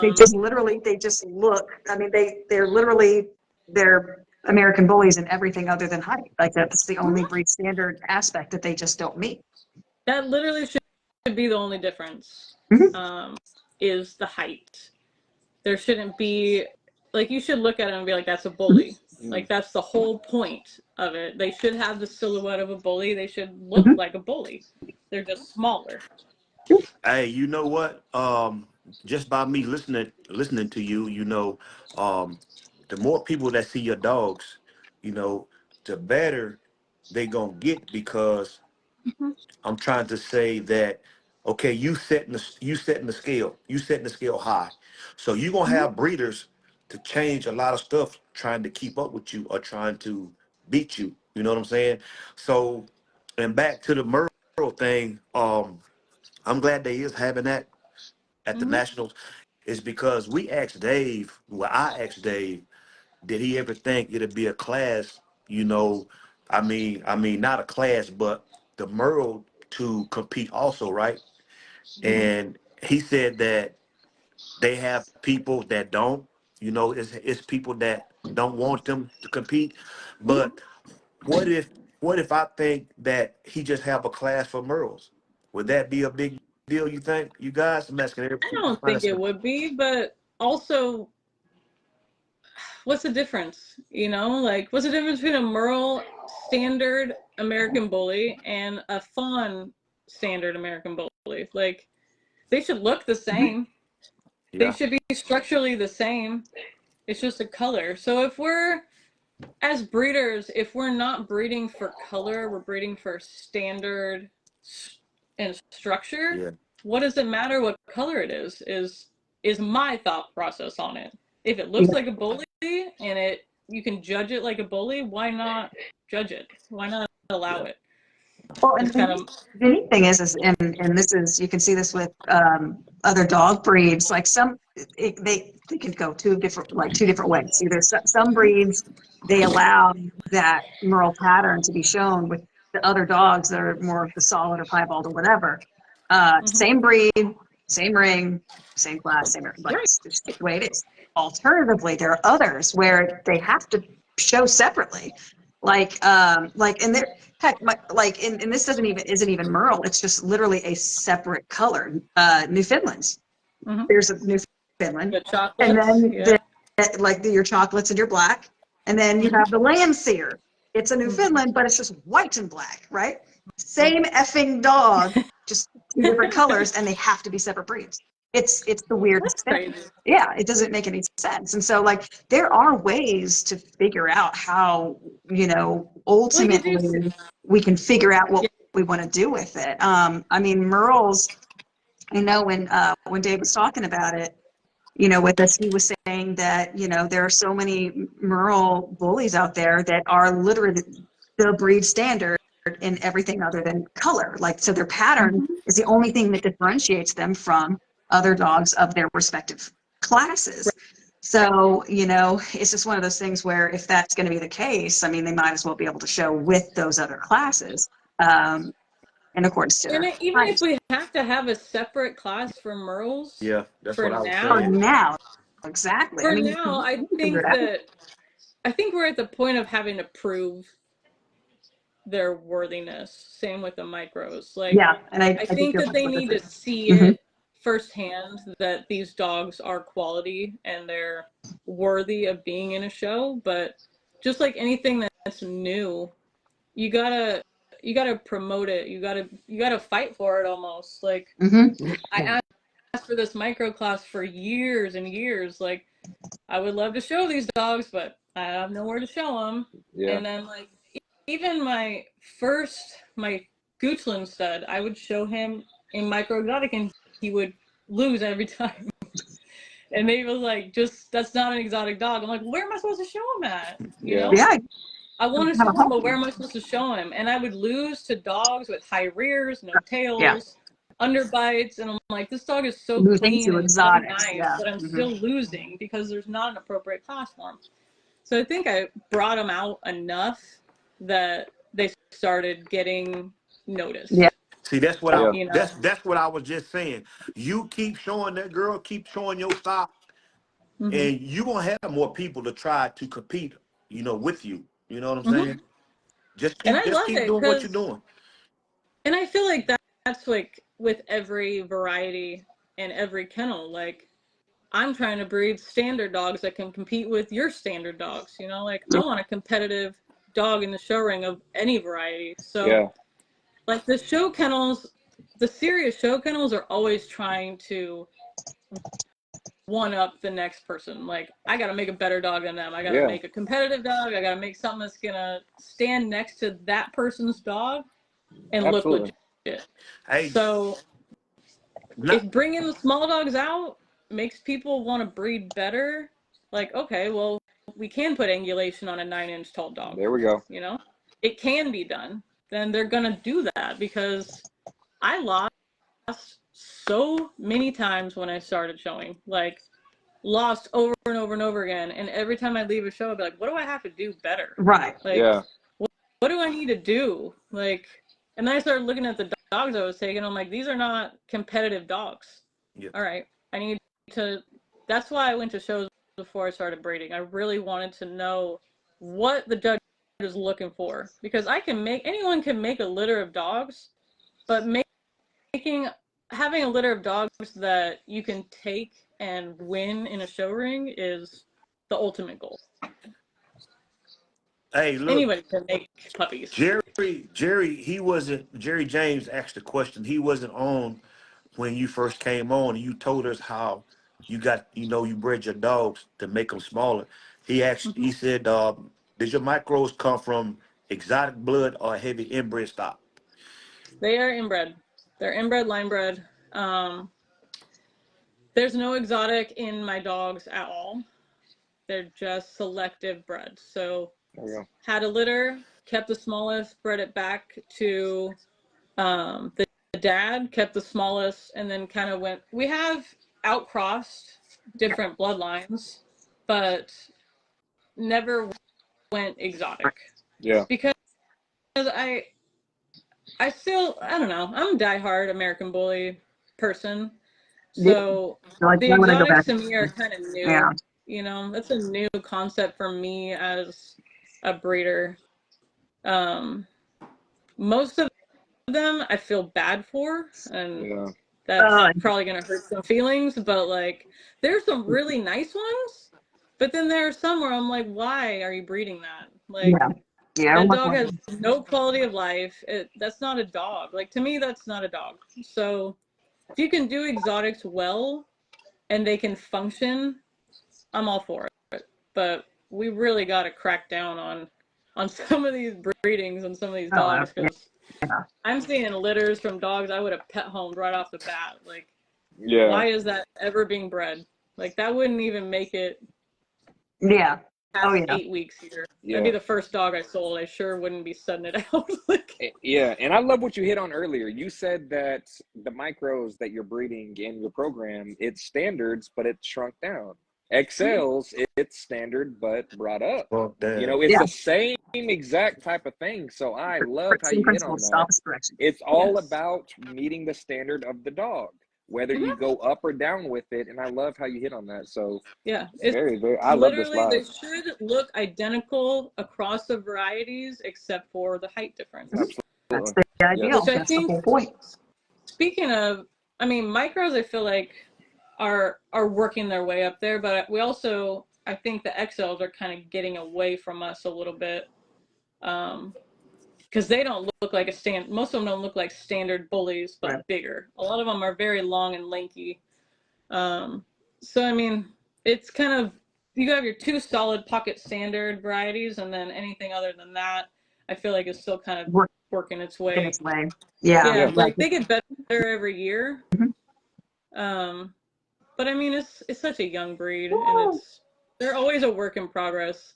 The bullies that I was showing with 15 years ago would never win in the show ring today. So the quality and the standards have gotten so much better. Like, the dogs these days are absolutely gorgeous. We're really doing a good job with them. Sure. I definitely agree. Like, you, just like you said, it's like as the years have gone by, you can definitely see there's an improvement with better dogs coming out. And I think that's because you're getting people more involved in the community, and they're seeing better dogs at shows, and they're like, okay, that's what I need. That's what I need. And that's big. Just going to a show. Like, I feel like a lot of people buy bullies and they don't go to shows, and they don't really know what a bully is supposed to look like, because their neighbor has a bully. So, okay, I got a bully that looks like my neighbor's dog. Your neighbor's dog is of mixed breed mutt that they're calling a bully, you know, like, and then you bring an actual bully out and they're like, what is that? Like, it's completely different between like house pets and like show dogs. Like, even at rest stops when I get out, people are like, what kind of dog is that? Like, oh, my neighbor has a bully, but it doesn't look like that. It's like, well, I mean, there's different qualities in every variety, and there's a lot of pet quality being produced. So people are seeing mostly pet quality and not show quality unless they're going to these shows. Absolutely. Yeah, that's 100% definitely fair. Jared James asked a question regarding your litter sizes. When you're, have throughout the years of breeding your micros, have you ever noticed that like a smaller yield in litter size or anything like that? Well, Debbie came out of a 8 puppy litter. So no, not really. Her mom was a little bigger though. Like Debbie's mom was 15.5 inches tall. Okay. So she was a bigger pocket girl, but she was bred the right way. Like a lot of the times these micros, you have to know your bloodline. You have to know what you're working with, what clicks, what you need to put together to make smaller dogs. Yeah. So that was a bigger litter. Bug, her litters were always 3 and 4.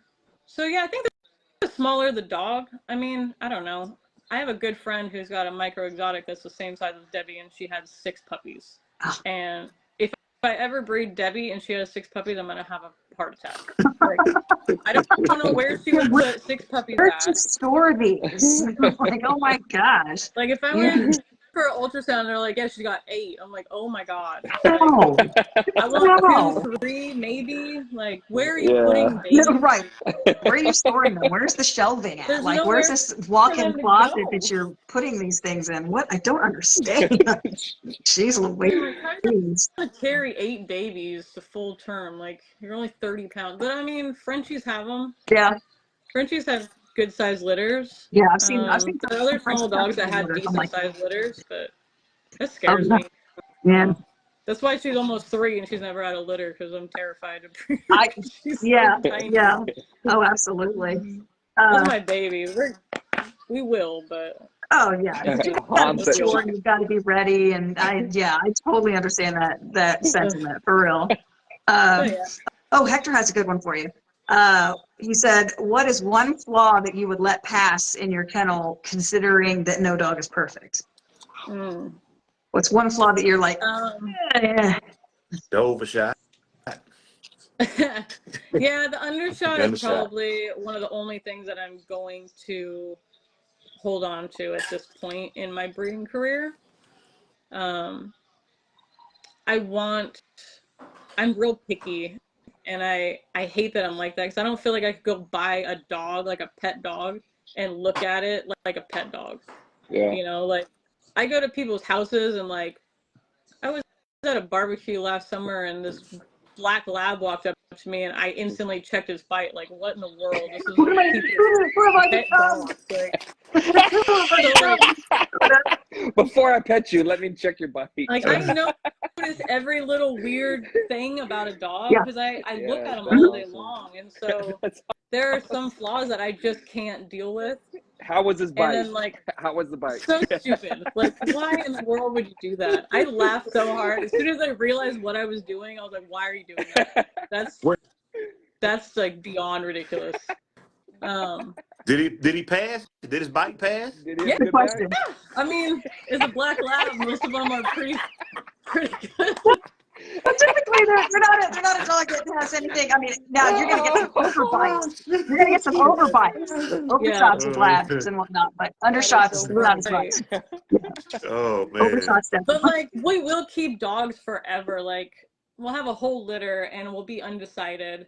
And so we'll hold them till 8 months, and the whole 8 months I'm staring at them like, that one's got more angulation than that one, or that one's got tighter feet, or, you know, a lot of it comes down to personality too. Like, I have to live with these dogs, you know, like some of them have personalities where I'm like, I can't deal with that at all.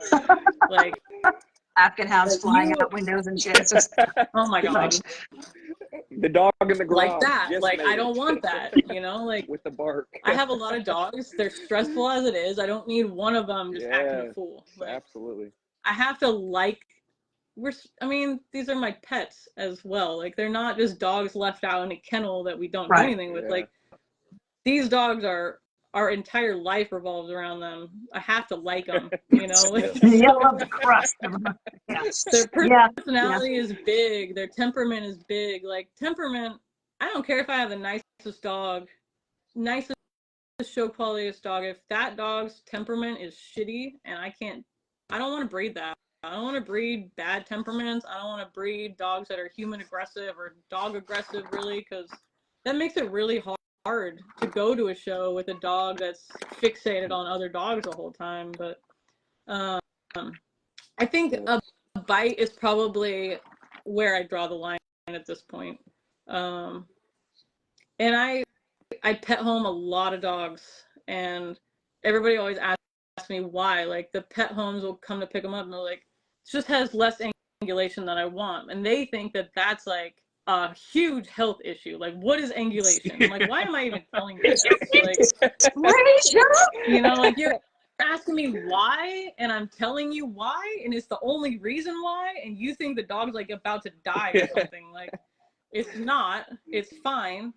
Or I'll be like, its bite is just not what I like. Like, it's a little too undershot. And they think, like, its teeth are, like, sticking out of its face. And then they come and they're like, oh, it's the smallest underbite I've ever seen. I'm like, yeah, but a judge is going to nitpick all these dogs. Yeah. So, like, you know, it comes down to tail length and, you know, everything. It comes down to every little tiny detail.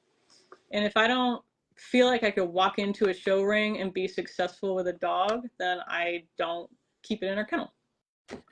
You know, we have too many dogs to just have like mediocre dogs.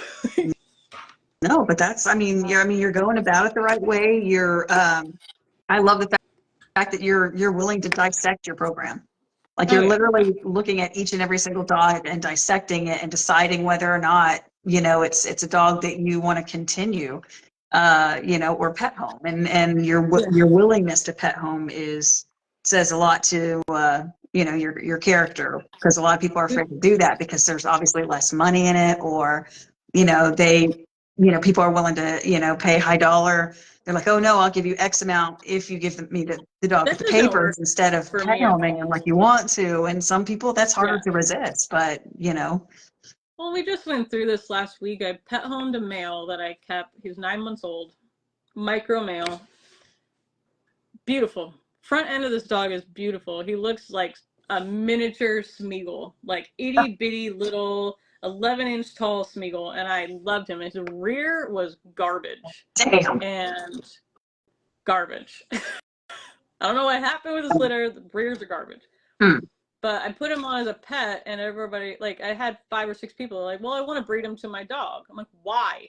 You know, like, why would you want to breed this dog to your dog? I'm like, let me see your dog. And they're like, well, it's a stray that I found that I saved. I'm like, oh my God, what are we even talking about? Like, no, I'm not breeding my dog that's got flaws to your stray that you found somewhere. Like, it's a pet. And like, well, if I buy it for $800, I'm going to do whatever I want with it. I'm like, I'm going to fix it then before you get it. Because I'm super strict on what dogs I will breed. And if I'm not going to breed a dog, I'm not going to sell it with full rights. Like, that's just where we draw the line. If I don't deem it show quality and breed quality for me, why would I want somebody else to breed that? Right. It's got my Huge name respect on it, on that. you know? Oh yeah. So almost no dogs that leave our kennel have paperwork. Like, you get them once you show me that the dog's fixed, or if it's old enough, I fix it before I place it. But, you know, we breed for us, and we're so backwards in money, it doesn't even matter at this point, because it's like it's what we love, you know? Like, this is such a passion for us that we'll have a whole litter and we'll hold on to them. And like, I could have sold him at 8 weeks old for $3,000, but I'm gonna keep him for 9 months and pet home him for $800. Like, that's a it doesn't make sense, like, yeah, business-wise, put already. but I know that I'm getting the dog that I made this litter for. You know, I know that I'm gonna pick the right dog if I hold them and I watch them. And I watch them interact all summer at the pond, play, and do whatever they're going to do. Like, I know I'm getting the right dog. And then I'm going to put all my energy into showing that dog. And I love not that. something that's just like a hope and dream. Like, hopefully it wins. Like, it's got everything that it needs, so it's going to be up there, and they're going to look at it, and it's going to be competitive. Like, that's the whole point for us. I love that. I love this interview. This is one of the most genuine, real conversations that we've had, because just your genuineness and your realness in every answer, like, you can see it. Like, it's respect, huge respect. It's hard to fake these dogs. Like, you live with them all day for years and years. Like, they just become part of you. And so it's really hard explaining to like non-dog people like your life. Like, it doesn't make sense to anybody else, but I don't know. I don't think we would choose any other life that we could if we had the chance. Like, this is us. And he took the 9 dogs that I had and made them his, and now it's like, bro, Bless his heart. now I have to tell him, like, we were downsizing, and I told him, I sold this puppy, please take it to Pennsylvania. Okay. Takes the puppy to Pennsylvania, brings 4 more back. Yeah. What the heck, man? He did He's not like, I stopped understand in my the friend's assignment. house, and no, stop bringing, like, he's worse than me. Stopped at a friend's house and brought four. He accepted your 9 dogs, but that I'm was like, the we're caveat. Those are downsizing. the strings Quit bringing attached. dogs home. And he's like, oh, I gotta, like, he's bringing home a puppy from National. And it's like, bro.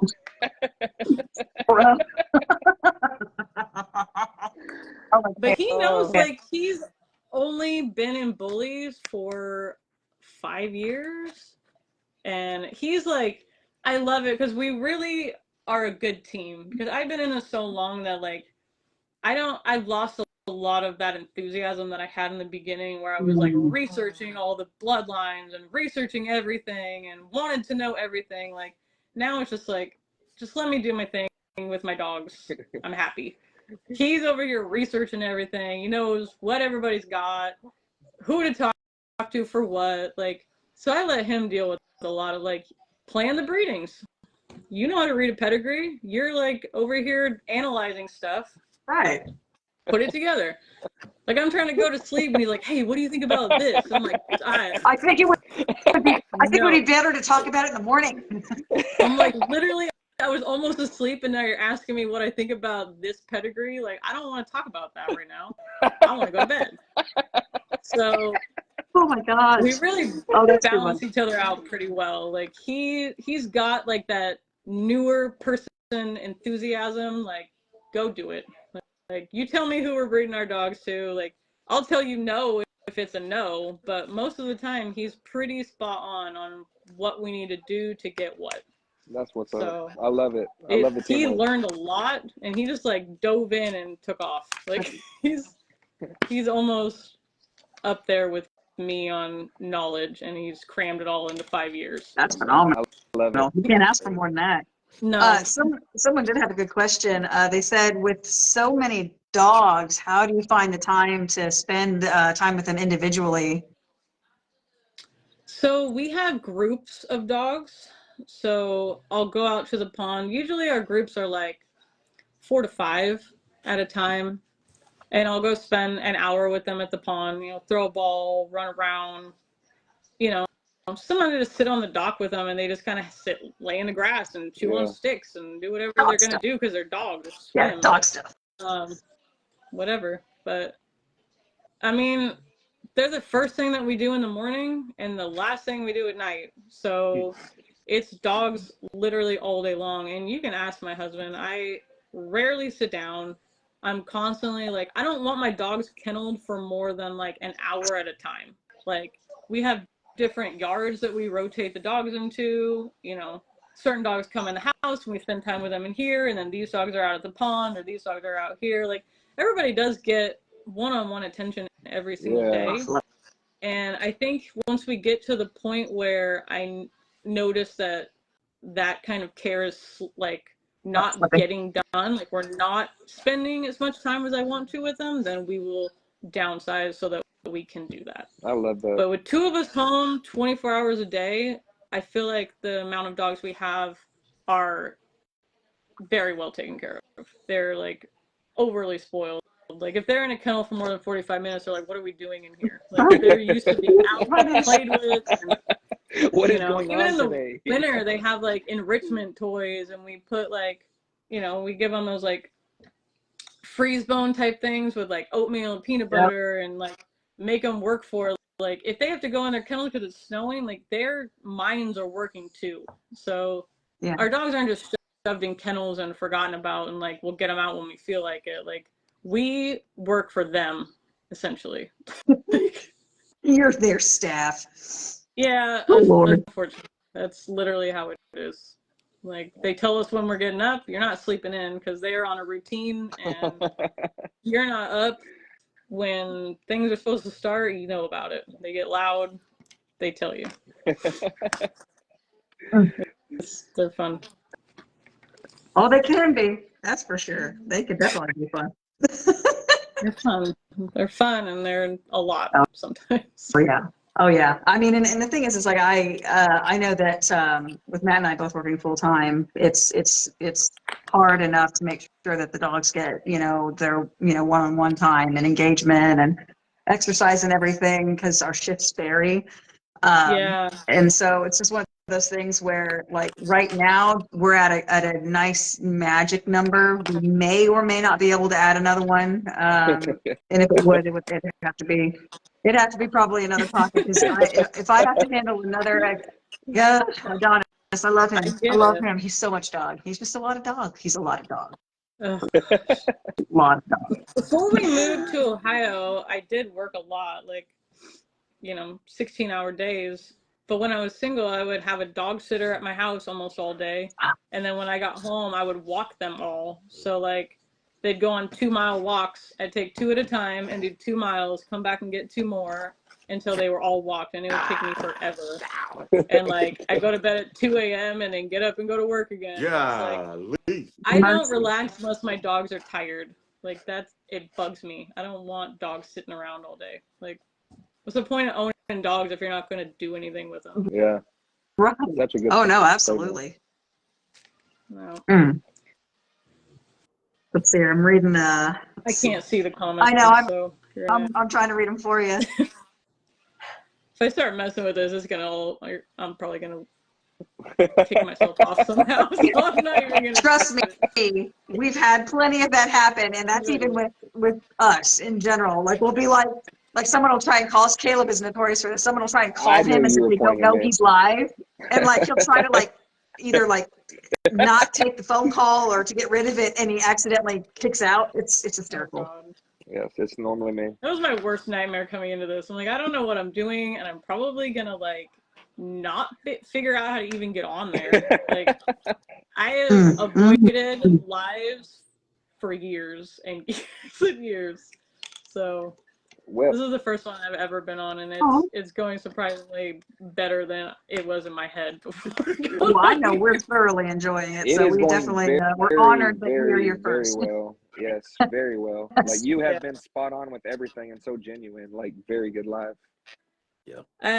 My husband had a pep talk me. He's like, there's not a question that anybody can ask you that you're not going to really know the answer to, or have a good explanation for. So that was kind of like reassurance for me, I can talk dogs. That's one of the only things I can talk about all day long to anybody. And most of the time I'm talking to non-dog people, and they're like, what is this lady? Oh my God. I find myself talking about dogs with people that are not dog people, and I get that general same response, and it's like, well, you have a nice day, man. Have fun with your dog. Awkward. It is awkward. Then going out to eat with other breeders, like you don't realize you're having a conversation that's like not appropriate to like you start talking about breedings and what you got going on and who's doing what, and it's like the person next to it is like, what are you guys doing? What is going on? Who are you pulling? What are you talking about? Like, I have no idea what they're overhearing by accident. They're unwittingly hearing about breedings, and they do not know that that's what that is. And they're just like, my God. Are these sociopaths? we went to a Friendsgiving the other day, and we were just kind of sitting around the living room, and there was a semen box, like a collection box was on there. Awesome. TV stand on the shelf, and some friend of theirs that's not a breeder was like, "What is that?" And we all just kind of looked at each other like, "Oh God, here we go." Should we tell them? Let's have the Why talk do you with have them. this Sit on your down. shelf, Sit bro? And she was like, "I'm trying to throw it away, but my husband doesn't want me to." And I'm like, "We got a whole closet full of those, so like." We keep them. You're supposed to keep them, but I wouldn't like leave them in your living room on display. But because then they're gonna just be conversation pieces. Exactly, Have conversation weird, awkward starters. conversations with people that are not breeders. So. Or you're talking about like stool juices that they're talking about, you know, poop. Oh, well, I changed my dog's food to this, and now their poop looks like this, it smells like this. And it's totally normal. Like no one's gagging, grossed out, except for the people sitting next to you at the bar who are sitting there like, why are you talking about feces right now? I'm trying to enjoy my IPA. You're killing me. I don't know if I could have friends that are not dog people It's hard. at this point. It's so hard. Like I send so many poop pictures to my friends. Like, what do you think this is? Like, in what like normal world is that? It's like, this smells really brassy. You know, like don't even ask. Just be like, hey, what do you think this is? Like, what medication do you think I should be giving them? Does this look right to you? Like, it's so awkward, but so all normal. my friends are dog people, so it's like it just becomes the conversation. It's normal to us to have conversations about poop and breeding and all the gross things that go along with owning dogs. All of the gross things, the skin allergies, all the stuff for sure. All of it. Yeah, we do have. Sean was asking, what pocket lines did you use to start with? So, Coconut, my foundation girl, was a bistro daughter. She was bistro bred to a Dax daughter. So that was kind of the foundation that I had, and then I did add in a lot of phenom along the way.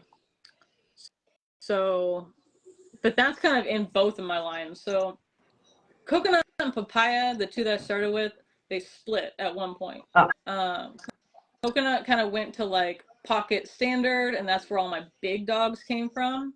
And then Papaya went small. That's where all my micros came from. So I still do have two pretty distinct lines of dogs. They haven't really mixed ever. I don't know if my mom's watching, but she's the only one that ever mixed my bloodline together. Wow. Because I was in the hospital and she threw a dog out. I told her not to put out so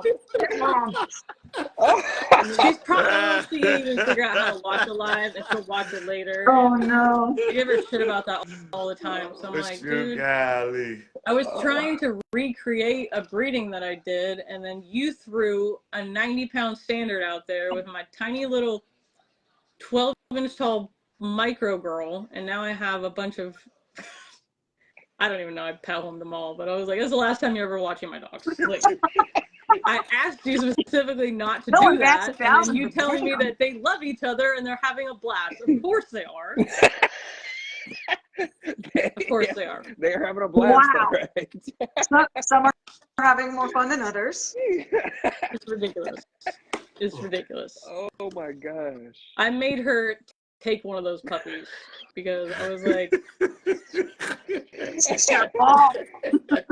Oh my god. Like, this is your fault? You're taking this tango took 3 people. This is your fault. Man. But I bred that dog before I had surgery, before I knew I was going to be in the hospital. I bred that dog with the dog I wanted, and then she threw another dog in the mix.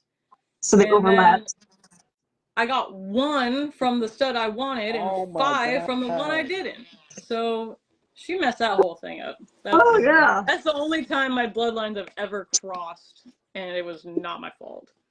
So they have been pretty distinctly separate. So it was a dual-sired litter. Bigger, one was smaller. Dual-sired litter on act, so you had to get them genetically tested to see who the sire was. I could tell Yeah. because one was a black tri and the other dog didn't carry tri, and the other dogs were gigantic and tight. So like, oh my god, This thing's just not like the other. they were C-section babies, and we just kind of looked at them. We're like, all right, well, those are his, and that is his. Like, no questions asked. And this other That is is- yours. yeah, Oh I knew my one didn't God. carry tri, and the other ones were way too big to Yeah. be that stud dog babies. Please tell me you gave her one of the big ones as recompense. Oh yeah. Oh, yeah. Oh yeah. She got the biggest one. Giant. The biggest. She did. Here you go. Oh, Oh, so no. how did the She didn't come flash out? on it, and she's like, okay. Oh, no, my mom's terrible. When we lived in Oregon, she would like come to my house and then leave, and I'd be missing dogs. Like, she moved 3 hours away, and I'm like, do you have so-and-so? And she's like, oh yeah, I took her home with me. I'm like, no. That dog is sold. She's supposed this to is go where home you got it tomorrow. from, Like, then. you So can't you just came come to right my on. house and take puppies. Like, she's like, I like this puppy and take it home. I'm like, no, Mel. Like, you can have that one, but that one has a home already. Turn around. So he had, like, Hans has the same kind of, like, trait that your mother has, where he just leaves places with dogs. Like, They are very different people. Very, very different people. My mom will just straight up steal dogs out of your house, well, my house. And for a woman that doesn't like, that didn't like pit bulls, she sure had 4 or 5 of them at one point. Like, Hans brings home quality dogs, at least, that I can do something with. She doesn't create monsters. mother, bless her heart. Oh, mercy. It's a hell of an Yup. accident. It was an accident. It was on purpose. It was an accident for me, but it was on purpose for her, because she was like, oh, they love each other. No. Of course, she's full-blown freaking heat, and he's a stud dog. Of course he Yes, can. love Mel's the gonna wrong love her time. right now. Oh, my God. They would have so much fun in the backyard. Yeah, I bet. Now I gotta deal with it, They got stuck for You about need to have 15 the birds and minutes. the They bees loved each talk other. with your mother. apparently.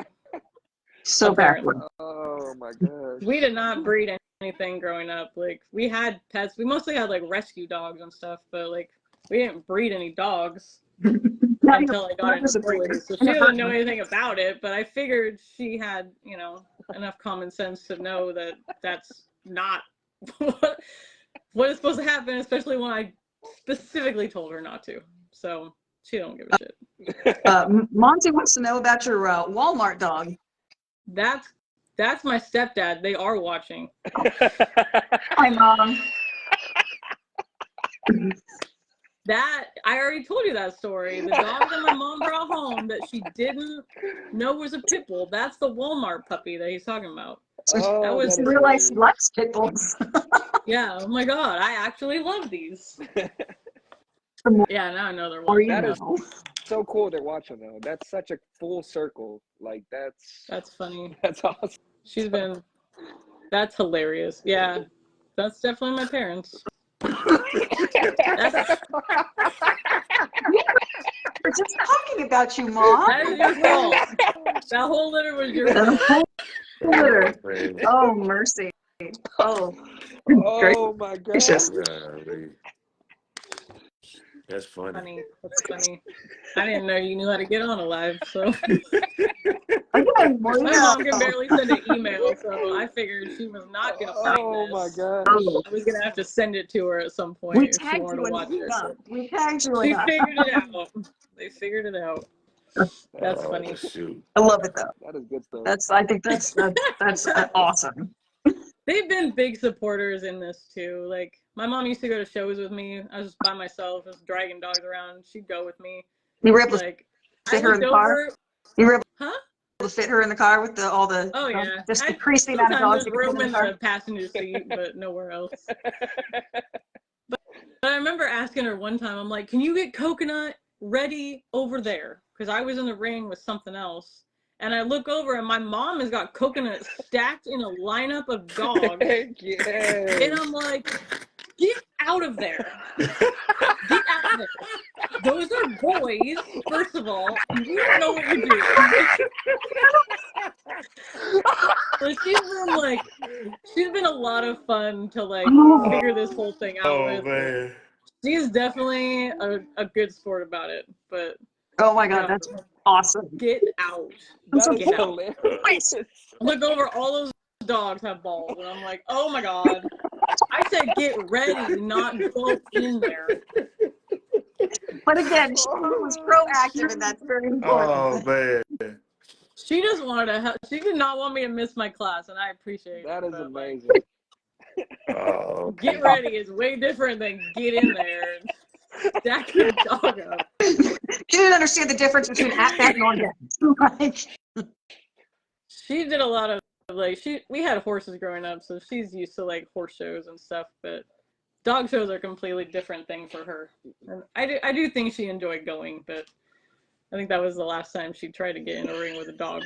Like, now, I'm going to ask this. How well did she everything stack the dog?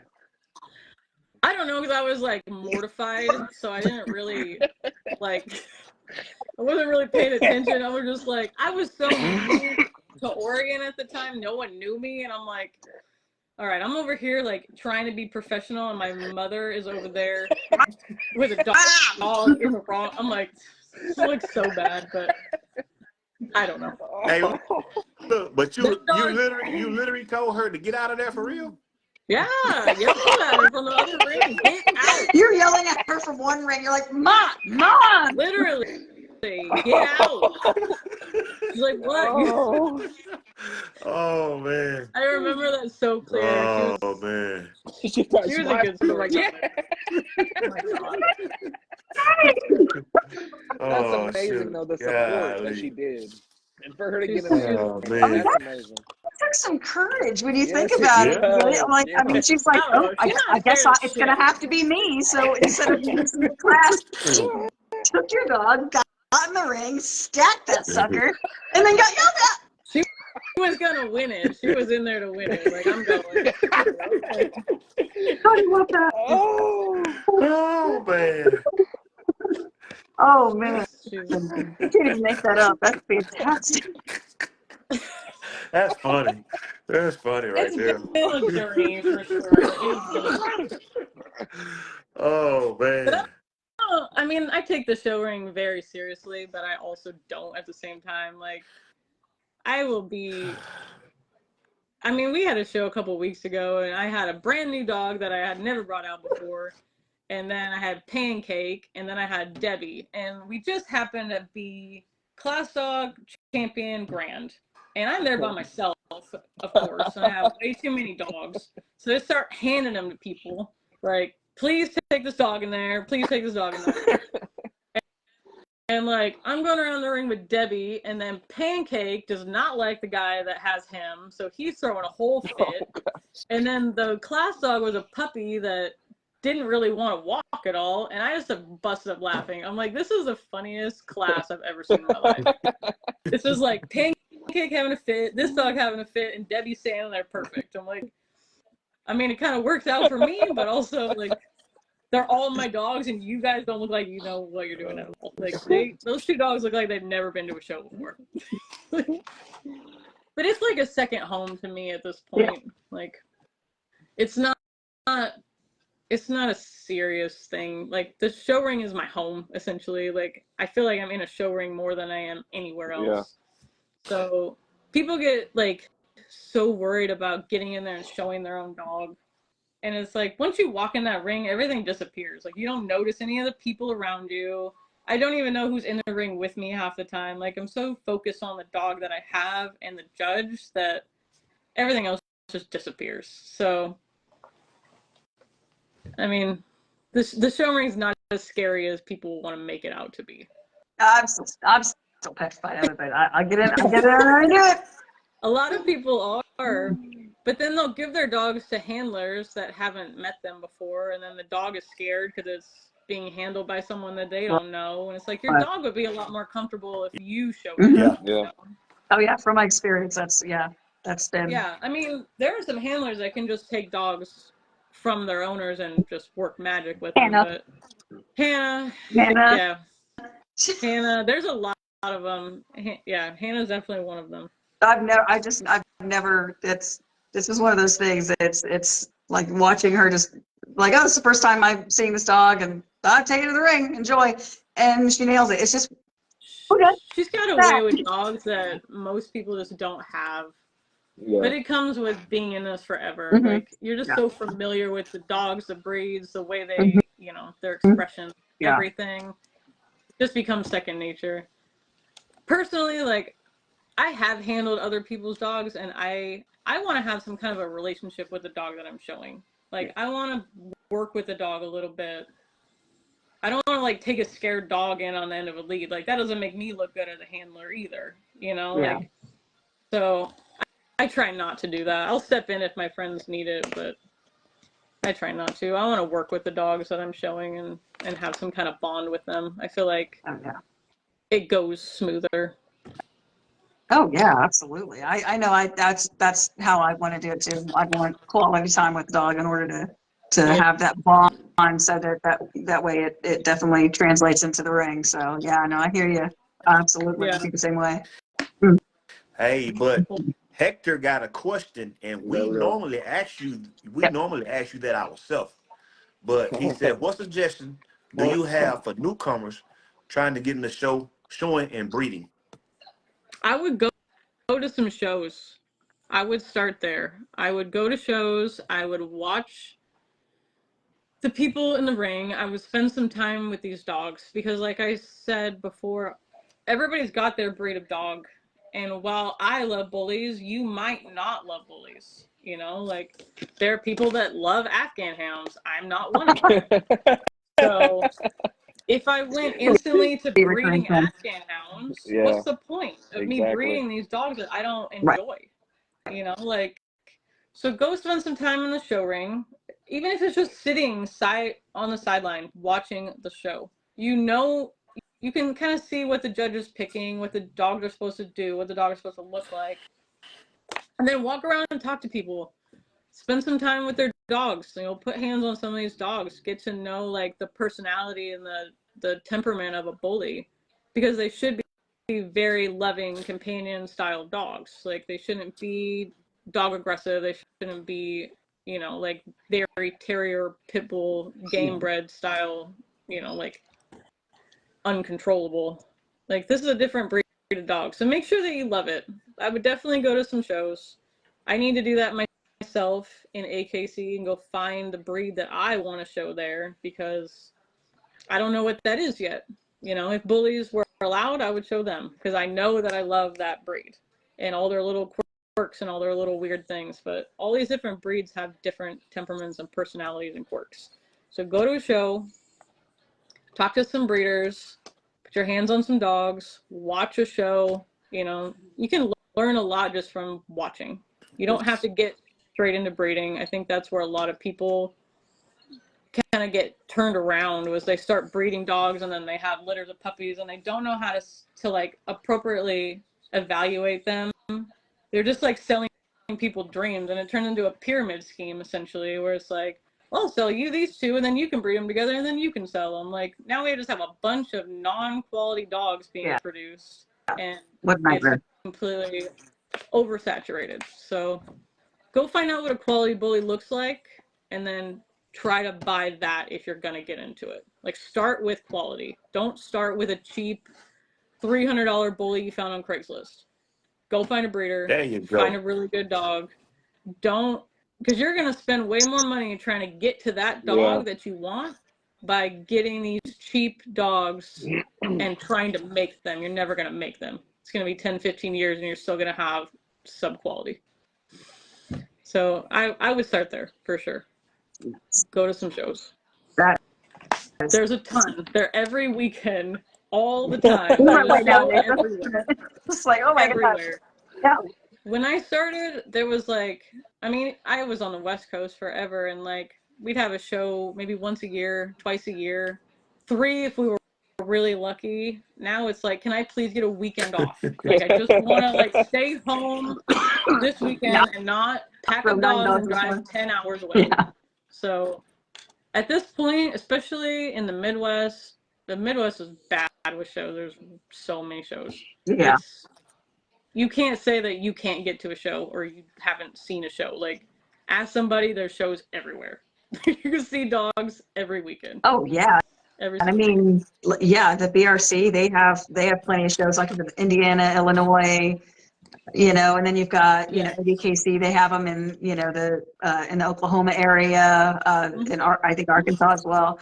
We had some in Illinois this year too, and North Carolina, like down the East Coast, there was a bunch. Yeah. Tennessee. They're within reach. It's something you really want to do it well. You know, in any breed that you have, do it well. Like, don't get the cheapest dog you can find and then try to just figure it out. Like, if you're going to do something, do it well. There's too many litters and too many bullies around to not do it really, really well. Yeah. It's going to be hard selling that mediocre litter of whatever those are. Mixed breed. Sometimes you can't blame it on the market. Found on Craigslist and then CKC registered it. Like, why? Oh, CKC. Why breed that? Not every dog needs to be bred. Like, we need to be a lot more strict on what gets bred. Mm-hmm. Absolutely. Oh, absolutely. Man. That's normally like the last question we ask people, like at the end of the show. It's like, hey, you know, for our viewers that are new to this, like, what would you recommend? And you nailed it. Nailed it. Incredible answer. Yeah. Wish I could read some of these. They're just talking about how we got some people that are just like, you know, thinking that obviously everything that you said is awesome because there's like, you know, we're really looking into getting into showing more in 2025. So obviously that was great advice. And the people at shows are really friendly. Like, they're not intimidating. Like, I will talk your ear off at a show. Just find me. Like, that's what Josh was saying, Josh Boyd. You want to find me and talk dogs? Like, I'll talk dogs all day. Like, and I always have extra show leads and extra, because the first show that I went to with my XL, I had the wrong everything. Like, I walked in there looking like a complete brand new person, and people helped me. They're like, here, you want to borrow this snake chain? Because that can't go in the show ring, you know? And like, just having people that were willing to like, here, like, let me show you how to do this. Love that. Was so helpful to me that I really try to do that at shows. Like, you can come up to me and ask me how to stack your dog and I will show you. I've had people do that to me at 6 o'clock in the morning at a hotel. Like, I'm trying to take my dog to the bathroom, like, hey, you judged my dog yesterday. Yes. Can you show me what I did wrong? And I'm like, bro, I haven't had coffee. It's 6 o'clock. Like, sure, let's have a whole like stack practice in the hotel parking lot. Let's do this. We're not stacking dogs in our pajamas. I can imagine that. But it helps, you know, and that person went, it was a 2-day show, and they went back that day and took what I showed them and got first a couple times. Awesome. And they were ecstatic. And I was like, it's not your dog, because a lot of people think the judges are just hating on their dogs. It's, you have to help your dog too. You know, like, what you're doing is not representing your dog the best way that it could be. You know, like, let me show you. Your dog's got a slightly high rear, so if we do this, we can even it back out. And there's little tips and tricks and stuff that you learn along the way, that a lot of these new people, like, if you could just help somebody, we get a lot further in the breed. But it's so, like, everybody's for themselves that it really stunts our dogs in the show ring. Like, we could be a lot more helpful, but you could find really great people at shows. Really great people. Oh yeah. I agree. They'll help you. If you need a show chain, ask somebody. If you need foot spray, ask somebody. Like, there's gonna be someone that's gonna help you, for sure. Oh yeah. I literally, and Hector was just saying the same thing. Like, to date, I don't really feel like I've ever met anybody that wasn't, you know, helpful or pleasant, you know, at any of these dog shows whenever I've engaged them. So, and I There's know that, definitely a handful of people that I well, wouldn't ask a question to. and I will say this though, I am pretty specific with like who I think kind of looks like they be. Right. I will say that. And thus far, I'm a people picker. I'm good. Yeah. But yeah. Mm. I don't know. Yeah, that most people are pretty great. There's definitely a few, but it's in every sport you're in. Absolutely. If you're eager to learn, there's people eager to teach. Yeah. So There's gonna be people that don't want to help you. They're just there to do what they need to do and leave. Like, yeah. They're not you there to know, make find friends. the people that are willing to help you and make friends with them. And I promise you, like, even if they're in a really, like, I always tell people, if you want to breed better and show better, find the people that are doing really well. Yeah. Get to know them, talk to them, figure out why they're doing really well, how they got to this point. Like, you can't elevate yourself by hanging out with people that don't know anything. Like, find somebody that knows something and learn. You know, take the time to learn. I'm still learning every single day. Every single show I learn something new. Like, I don't feel like this is something that you can know everything. You know? Absolutely. Right. And we say it almost every single show. Like, if you're not learning something new every day, you're doing it wrong. Yeah. You are. Yeah, every single day.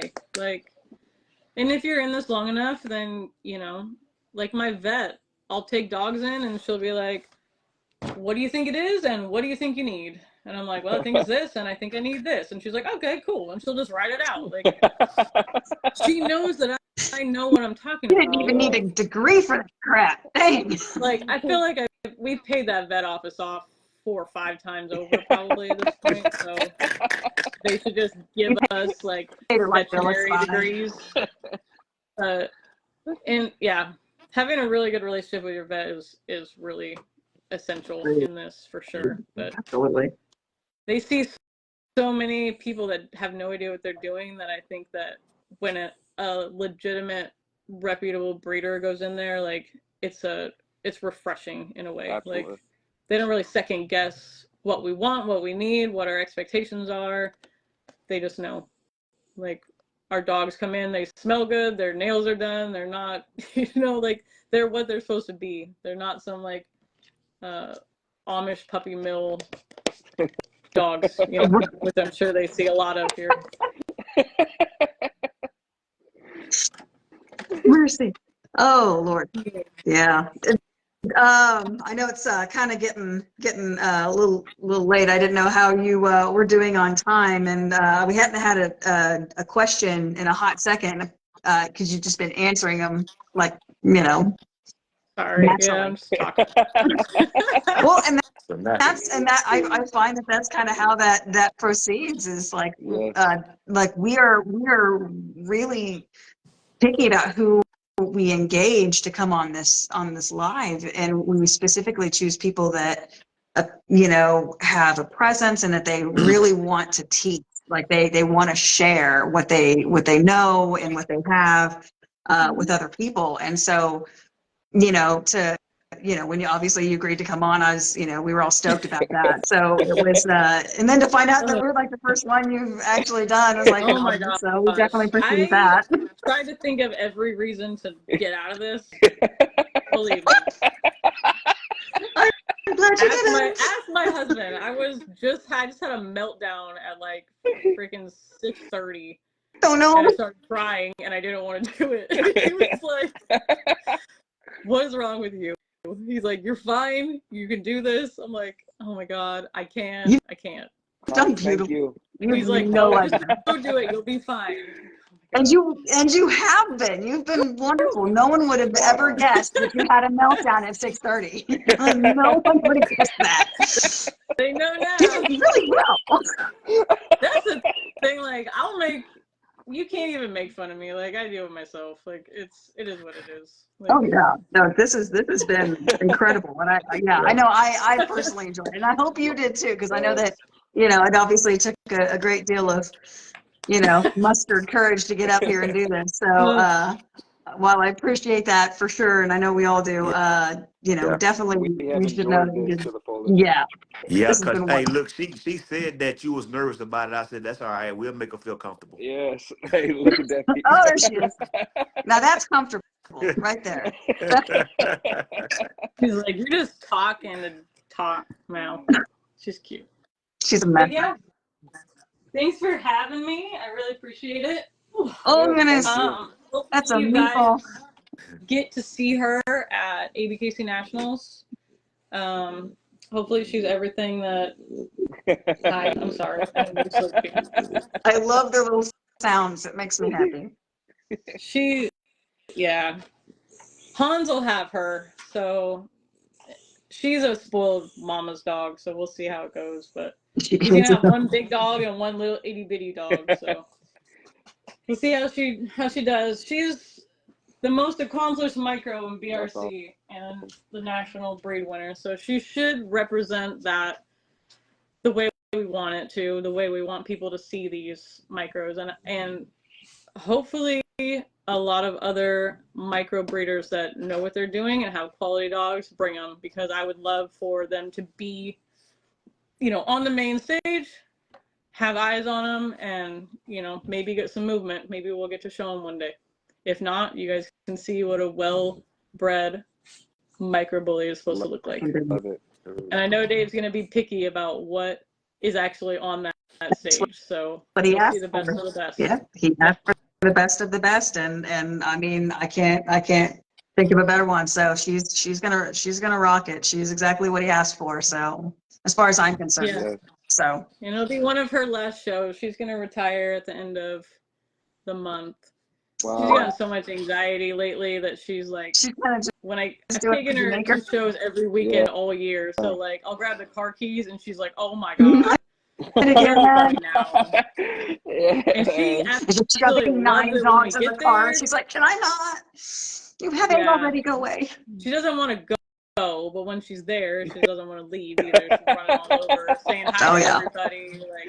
Like, she's a social butterfly at shows, but getting her to a show is a nightmare. So we're gonna try to breed her a couple times and let her enjoy life at home and put the spotlight on a couple of our other micros. So we'll see what we can do next year. For sure.